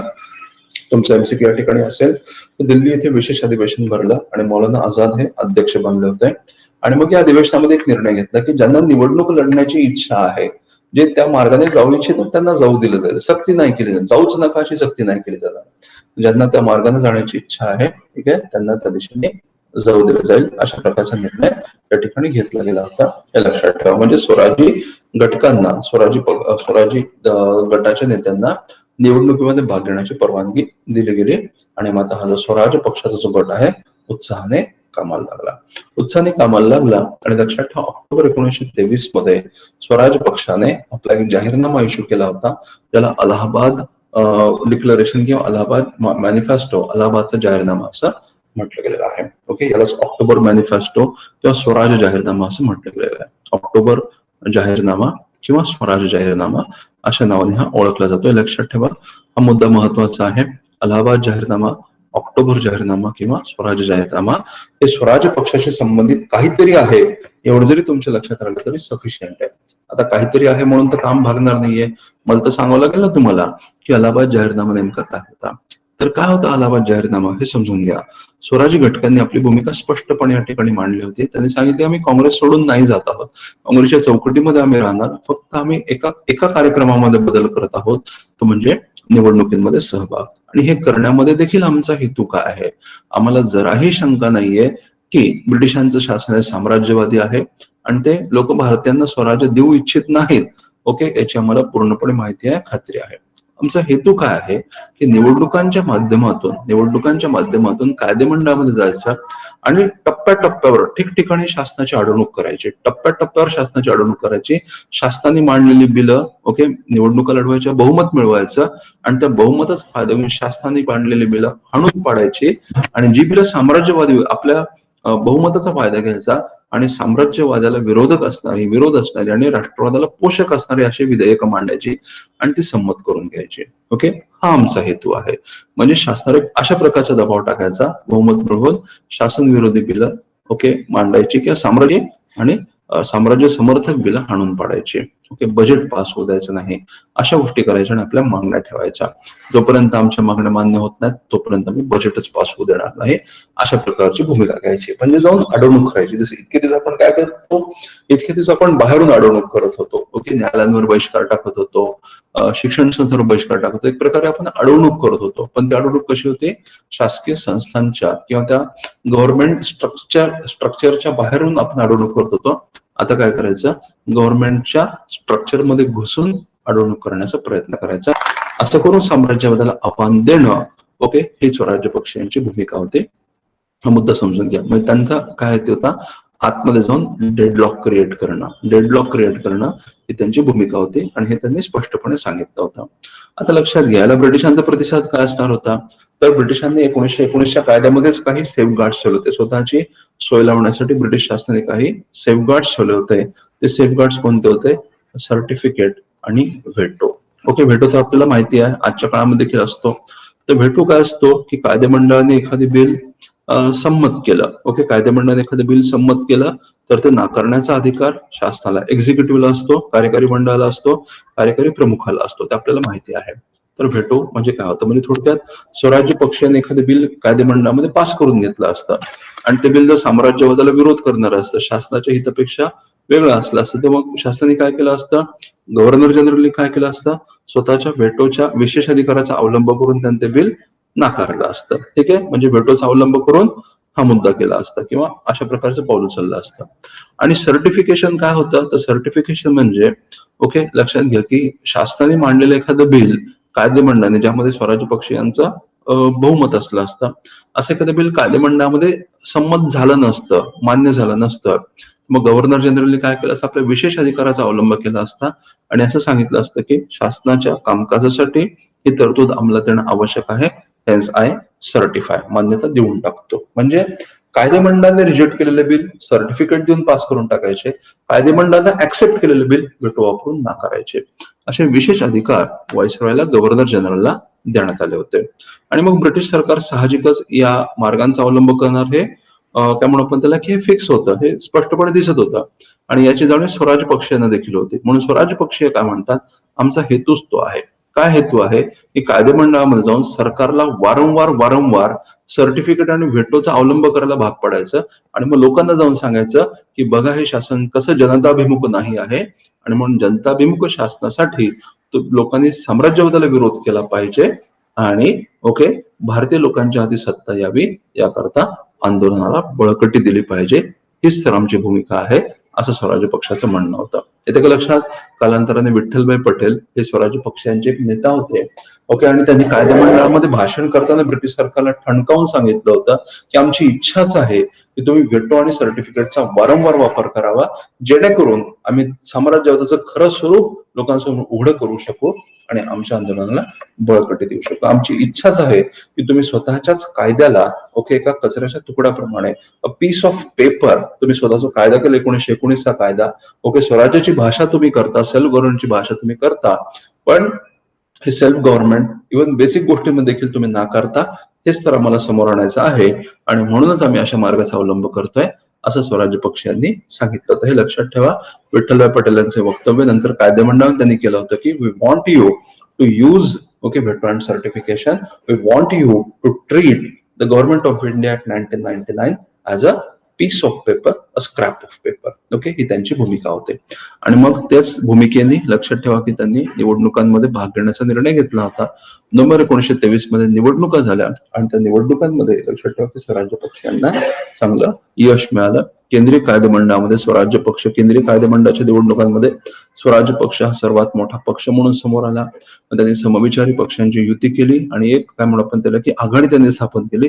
साम्राज्यवादाविरुद्ध आघाडी स्थापन करण्यामध्ये त्यांनी यश मिळालं आणि मग त्या आघाडीचा काय म्हणू आपण त्याला की फायदा घेऊन स्वराज्य पक्षाने वारंवार शासनावर दबाव निर्माण करायचा प्रयत्न केला होता.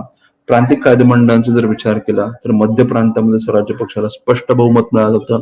बंगालमध्ये स्वराज्य पक्ष सगळ्यात मोठा पक्ष म्हणून समोर आला होता.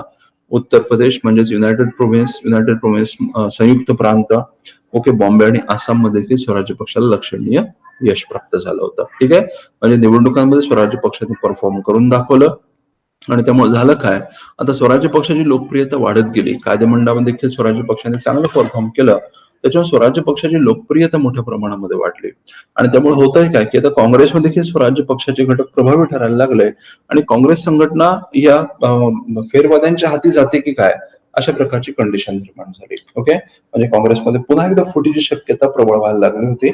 फेर नाफेर यांच्यामधला संघर्ष वाढला. ओके, मग आता लक्षात ठेवा ही जी सिच्युएशन होती, फेर नाफेर वादांमधला वाढता संघर्ष आणि त्यामुळे काँग्रेसमध्ये फुटीची शक्यता, ही गोष्ट ब्रिटिशांसाठी सगळ्यात लाभदायक अशा प्रकारची होती. कारण का, काँग्रेस जेवढी कमकुवत होईल तेवढं ब्रिटिशांना हवं होतं. म्हणून ब्रिटिशांनी काय केलं, ब्रिटिशांनी आता पुढचं पाऊल उचलला, आपला डाव टाकला ब्रिटिशांनी, तो म्हणजे गांधीजींची सुटका केली. ओके, फेब्रुवारी 1924 मध्ये गांधीजींची सुटका केली. हेतू काय होता की गांधीजींना सोडलं जाईल. गांधीजी नाफेरवादी गटाचे नेता होते. नाफेरवादी गट गांधीजींना मानत होता. गांधीजीचे विचार विधायक कार्यक्रमाचे होते, म्हणून गांधीजी बाहेर येतील, नाफेर गटाची बाजू मजबूत होईल आणि हा संघर्ष तीव्र होईल आणि काँग्रेसमध्ये फूट पडेल. हा ब्रिटिशांचा हेतू होता, पण ते गांधीजी होते, लक्षात घ्या. ओके, गांधीजींना देखील ही स्कीम, ब्रिटिशांची योजना चांगलीच माहिती होती, म्हणून गांधीजी तुरुंगातून बाहेर आले आणि गांधीजींनी डिक्लेअर केलं. जेव्हा गांधीजींना प्रश्न विचारला गेला की स्वराज्य पक्षांबद्दल तुमचं काय मत आहे, निवडणुकांच्या कार्यक्रमाबद्दल तुमचं काय मत आहे, गांधीजींनी इट्स अ सेटल्ड फॅक्ट, आता तो निकालात लागलेला मुद्दा आहे, त्याच्यावर चर्चा करण्यात अर्थ नाही, असं म्हणून गांधीजींनी हा विषय मिटवण्याचा प्रयत्न केला. म्हणजे काय, थोडक्यात गांधीजी आता स्वराज्य पक्षांच्या, लक्षात घ्या की हेच गांधीजींचं वैशिष्ट्य आहे की त्यांचा स्वराज्य पक्षांना विरोध होता, पण त्यावेळेसची गरज ओळखून गांधीजी स्वराज्य पक्षांच्या पाठीशी उभे राहिले होते, हे लक्षात घ्या. Okay, it's a settled fact म्हणून गांधीजींनी हा संघर्ष मिटवायचा प्रयत्न केला. तुरुंगातून बाहेर आल्यानंतर गांधीजींनी टप्प्याटप्प्यामध्ये फेरवादी नाफेरवादी यांच्यामध्ये समन्वय, जास्तीत जास्त समन्वय कसं निर्माण करता येईल यासाठी प्रयत्न केले आणि त्यांना यश आलं, लक्षात घ्या. त्यांना यश आलं. मग अशा पद्धतीने समझोता झाला की स्वराज्य पक्ष हे काँग्रेसची प्रतिनिधी संघटना म्हणून कायदेमंडळामध्ये काम करेल. गांधीजींचा जो विधायक कार्यक्रम आहे, त्या विधायक कार्यक्रमासाठी निधी मिळवणं, त्यासाठी कायदे पास करणं, यासारखे उपाय स्वराज्य पक्ष करेल. त्याचप्रमाणे गांधीजींच्या विधायक कार्यक्रमाला पाठिंबा दिला जाईल, त्याच्या बदल्यामध्ये काँग्रेस स्वराज्य पक्षाला आपली कायदेमंडळातील प्रतिनिधी संस्था म्हणून मान्यता देईल. अशा प्रकारे त्यांच्यामध्ये समझोता झाला होता. ठीक आहे, अशा पद्धतीने समझोता झाला आणि त्याच्यामुळे आता स्वराज्य पक्षाला एक, त्यामुळे आपण त्याला की मोकळं किंवा एक सूट मिळाली, खुली सूट मिळाली आपलं काम करण्यासाठी. तर याच दरम्यान काय झालं, मग ब्रिटिशांचा डावफेल व्हायला लागला. ब्रिटिशांनी अत्यंत कठोर असे कायदे आणून, ठीक आहे, त्यामुळे आपण त्याला की क्रांतिकारी चळवळ, हिंसाचारी चळवळ रोखण्याच्या नावाखाली ब्रिटिशांनी मग स्वराज्य पक्षांचे नेते जे होते, उदाहरणार्थ सुभाषचंद्र बोस, त्यांची दडपशाही करायला सुरुवात केली, त्यांना तुरुंगात टाकायचा प्रयत्न केला. तेव्हा मग गांधीजी आपला सगळा विरोध विसरून उघडपणे स्वराज्य पक्षांच्या पाठीशी उभे राहिले आणि गांधीजी काय म्हणाले, दो अन अनकॉम्प्रोमाइज्ड नो चेंजर, मी नाफेरवादी आहे आणि मी माझ्या या नाफेरवादी भूमिकेमध्ये काहीही बदल होणार नाही हे निश्चित आहे, परंतु तरी देखील it is my duty, though un uncompromising no changer, it is my duty to stand by them whenever and wherever required. आणि असं असताना देखील जिथं आवश्यकता आहे, जेव्हा आवश्यक आहे तेव्हा मी त्यांच्या पाठीशी उभं राहणार, असं म्हणून गांधीजींनी स्वराज्य पक्षांना पाठिंबा दिला. आणि आता काँग्रेसमधली युती ही भक्कम राहिली, लक्षात ठेवा. मग आता यांच्यामध्ये जे अग्रीमेंट झाला होता, जो समझोता झाला होता, ठीक आहे, मग त्याला अंतिम स्वरूप देण्यासाठी 1924 मध्ये बेळगावचं अधिवेशन भरलं आणि आपल्याला सगळ्यांना माहिती आहे त्या बेळगाव अधिवेशनाचे अध्यक्ष महात्मा गांधीजी होते. आणि मग या गांधीजींच्या पुढाकारानं फेरवादी नाफेरवादी यांच्यामध्ये समझोता झाला, काँग्रेसमधलं ऐक्य अबाधित राहिलं आणि मग स्वराज्य पक्षाने अत्यंत समर्थपणे, ओके, लक्षात ठेवा, की आपली कामगिरी करायला सुरुवात केली होती. ओके, तर हे झालं 1924 पर्यंतचा. स्वराज्य पक्षाने केंद्रीय कायदेमंडळ, प्रांतिक कायदेमंडळ या ठिकाणी अनेक कायदे पास केले आणि शासनाला सक्रियपणे विरोध केला होता. पण आपल्याला काय दिसतं, 1925-26 नंतर हळूहळू स्वराज्य पक्षाचा ऱ्हास होताना देखील दिसतो. 1925-26 नंतर हळूहळू स्वराज्य पक्षाचा ऱ्हास घडून आला असं लक्षात येतं. मग ऱ्हासाची कारणं काय होती, तर पहिलं कारण होतं नेतृत्वाच्या मर्यादा. आता लक्षात ठेवा, नेतृत्वाच्या मर्यादा काय होत्या, तर स्वराज्य पक्षाचं नेतृत्व आपल्याला दिसतं की चित्तरंजन दास आणि मोतीलाल नेहरू यांच्यापर्यंत सामान्यतः मर्यादित होतं. आणि त्याच्यामुळे होतंय काय की त्यामुळे आपण त्याला की चित्तरंजन दासांचा 1925 मध्ये मृत्यू झाला होता आणि त्यानंतर मग पूर्ण नेतृत्वाची धुरा जी होती ती मोतीलाल नेहरूंवर येऊन ठेपली आणि त्यामुळं आता हळूहळू या मर्यादा समोर यायला लागल्या होत्या आणि मग नेतृत्वामध्ये फूट पडायला लागली, मतभेद निर्माण व्हायला लागले. त्याच्यामुळे स्वराज्य पक्ष जो होता तो आतून कमकुवत व्हायला लागला. हे पहिलं कारण होतं. दुसरं कारण काय होतं, लक्षात ठेवा, की ज्या हेतूने त्यांनी कायदेमंडळामध्ये प्रवेश केला होता, तो हेतू काय होता, कायदेमंडळामध्ये जाऊन ओके असहकार्य करायचं. परंतु आता स्वराज्य पक्षामधल्या काही लोकांनी सहकार्याची भूमिका घ्यायला सुरुवात केली. त्यांनी काय ते सत्तेच्या संपर्कामध्ये आले आणि त्यांना असं वाटलं की काही मुद्दे असे असू शकतात ज्या ठिकाणी आपण शासनाशी सहकार्य केलं तर हरकत नाही. ओके, मग त्यांना काय म्हटलं गेलं, त्यांना प्रतिसादवादी असं म्हटलं गेलं. मग हे प्रतिसाद रिस्पॉन्सिव्हिस्ट घटकांचं प्रमाण वाढत गेलं मदन मोहन मालवीय, लाला लजपत राय हे प्रतिसादवादी गटाचे नेता होते. लक्षात ठेवा, प्रतिसादवादी घटक. आता त्याच्यामुळं या प्रतिसादवादी घटकामुळे झालं काय की ज्या हेतूने स्वराज्य पक्ष स्थापन झाला होता तो हेतूच काहीतरी काहीसा पराभूत झाला असं आपल्याला दिसतं आणि त्यामुळे स्वराज्य पक्षाची लोकप्रियता मोठ्या प्रमाणामध्ये कमी व्हायला सुरुवात झाली होती. आणि याचं प्रत्यंतर आपल्याला लक्षात याचं प्रत्यंतर आपल्याला 1926च्या निवडणुकांमध्ये येतं. 1926 मध्ये जेव्हा निवडणुका झाल्या होत्या तेव्हा स्वराज्य पक्षाला आधीच्या निवडणुकांच्या तुलनेमध्ये मर्यादित यश मिळालं होतं असं आपल्याला लक्षात येतं. हा मुद्दा समजून घेतला पाहिजे. त्याच्यानंतर तिसरा मुद्दा काय दिसतो आपल्याला, 1927 पासून वातावरण बदलत चाललेलं आहे. ओके, सायमन आयोग त्याच्यामध्ये आपल्याला माहिती आहे की भारतीयांचा समावेश नव्हता म्हणून प्रतिक्रिया म्हणून नेहरू अहवाल आला. सायमन विरोधी आंदोलन चालू झालं. नेहरू अहवालामध्ये वसाहती स्वराज्य हे ध्येय स्वीकारण्यासाठी शासनाला 1 वर्षाची मुदत दिली गेली आणि हे ध्येय जर स्वीकारलं नाही, हे उद्दिष्ट जर स्वीकारलं तर आंदोलनाचा इशारा दिला गेला. म्हणजे थोडक्यात काय दिसतं, 1927 पासून पुढे आंदोलनासाठी पोषक वातावरण निर्माण झालं होतं. आंदोलनासाठी पोषक वातावरण निर्माण झालं आणि मग आता पुन्हा एकदा सक्रिय संघर्षाची अवस्था पोषक अवस्था सक्रिय संघर्षासाठीची अवस्था निर्माण व्हायला सुरुवात झाली आणि ज्या हेतून स्वराज्य पक्ष स्थापन झाला होता तो हेतू आता मागे पडत चाललेला आहे. आणि म्हणून आपल्याला असं लक्षात येतं की जेव्हा सविनय कायदेभंगाच्या दिशेने आपली राष्ट्रीय चळवळ जायला लागली तेव्हा हळूहळू स्वराज्य पक्षाचं महत्व देखील संपुष्टात आलं. 1929-30 मध्ये स्वराज्य पक्षाने कायदेमंडळातून माघार घेतली आणि पुन्हा एकदा राष्ट्रीय चळवळीमध्ये स्वतःला झोकून दिलं होतं. अशा पद्धतीने स्वराज्य पक्षाचा आणि या काय म्हणून आपण त्याला टप्प्याचा अंत झाला आणि आता पुढचा महत्वाचा टप्पा आहे तो म्हणजे सविनय कायदेभंगाची चळवळ. त्याआधीच्या सायमन आयोग आणि नेहरू अहवाल या 2 महत्वाच्या घटना आहेत. याची चर्चा आपण आता पुढच्या सेशन मध्ये करणार आहोत. ठीक आहे, येस. तर आपण थांबूया कारण तुमचं आता पुढचं एक महत्वाचं सेशन असणार आहे तुमचं आणि त्यामुळे आपण आता थांबूयात आणि हा जो भाग आहे तो आपण पुढे कंटिन्यू करूयात. Okay, so thank you for attending the class. We will meet again. Thank you very much. Have a good day.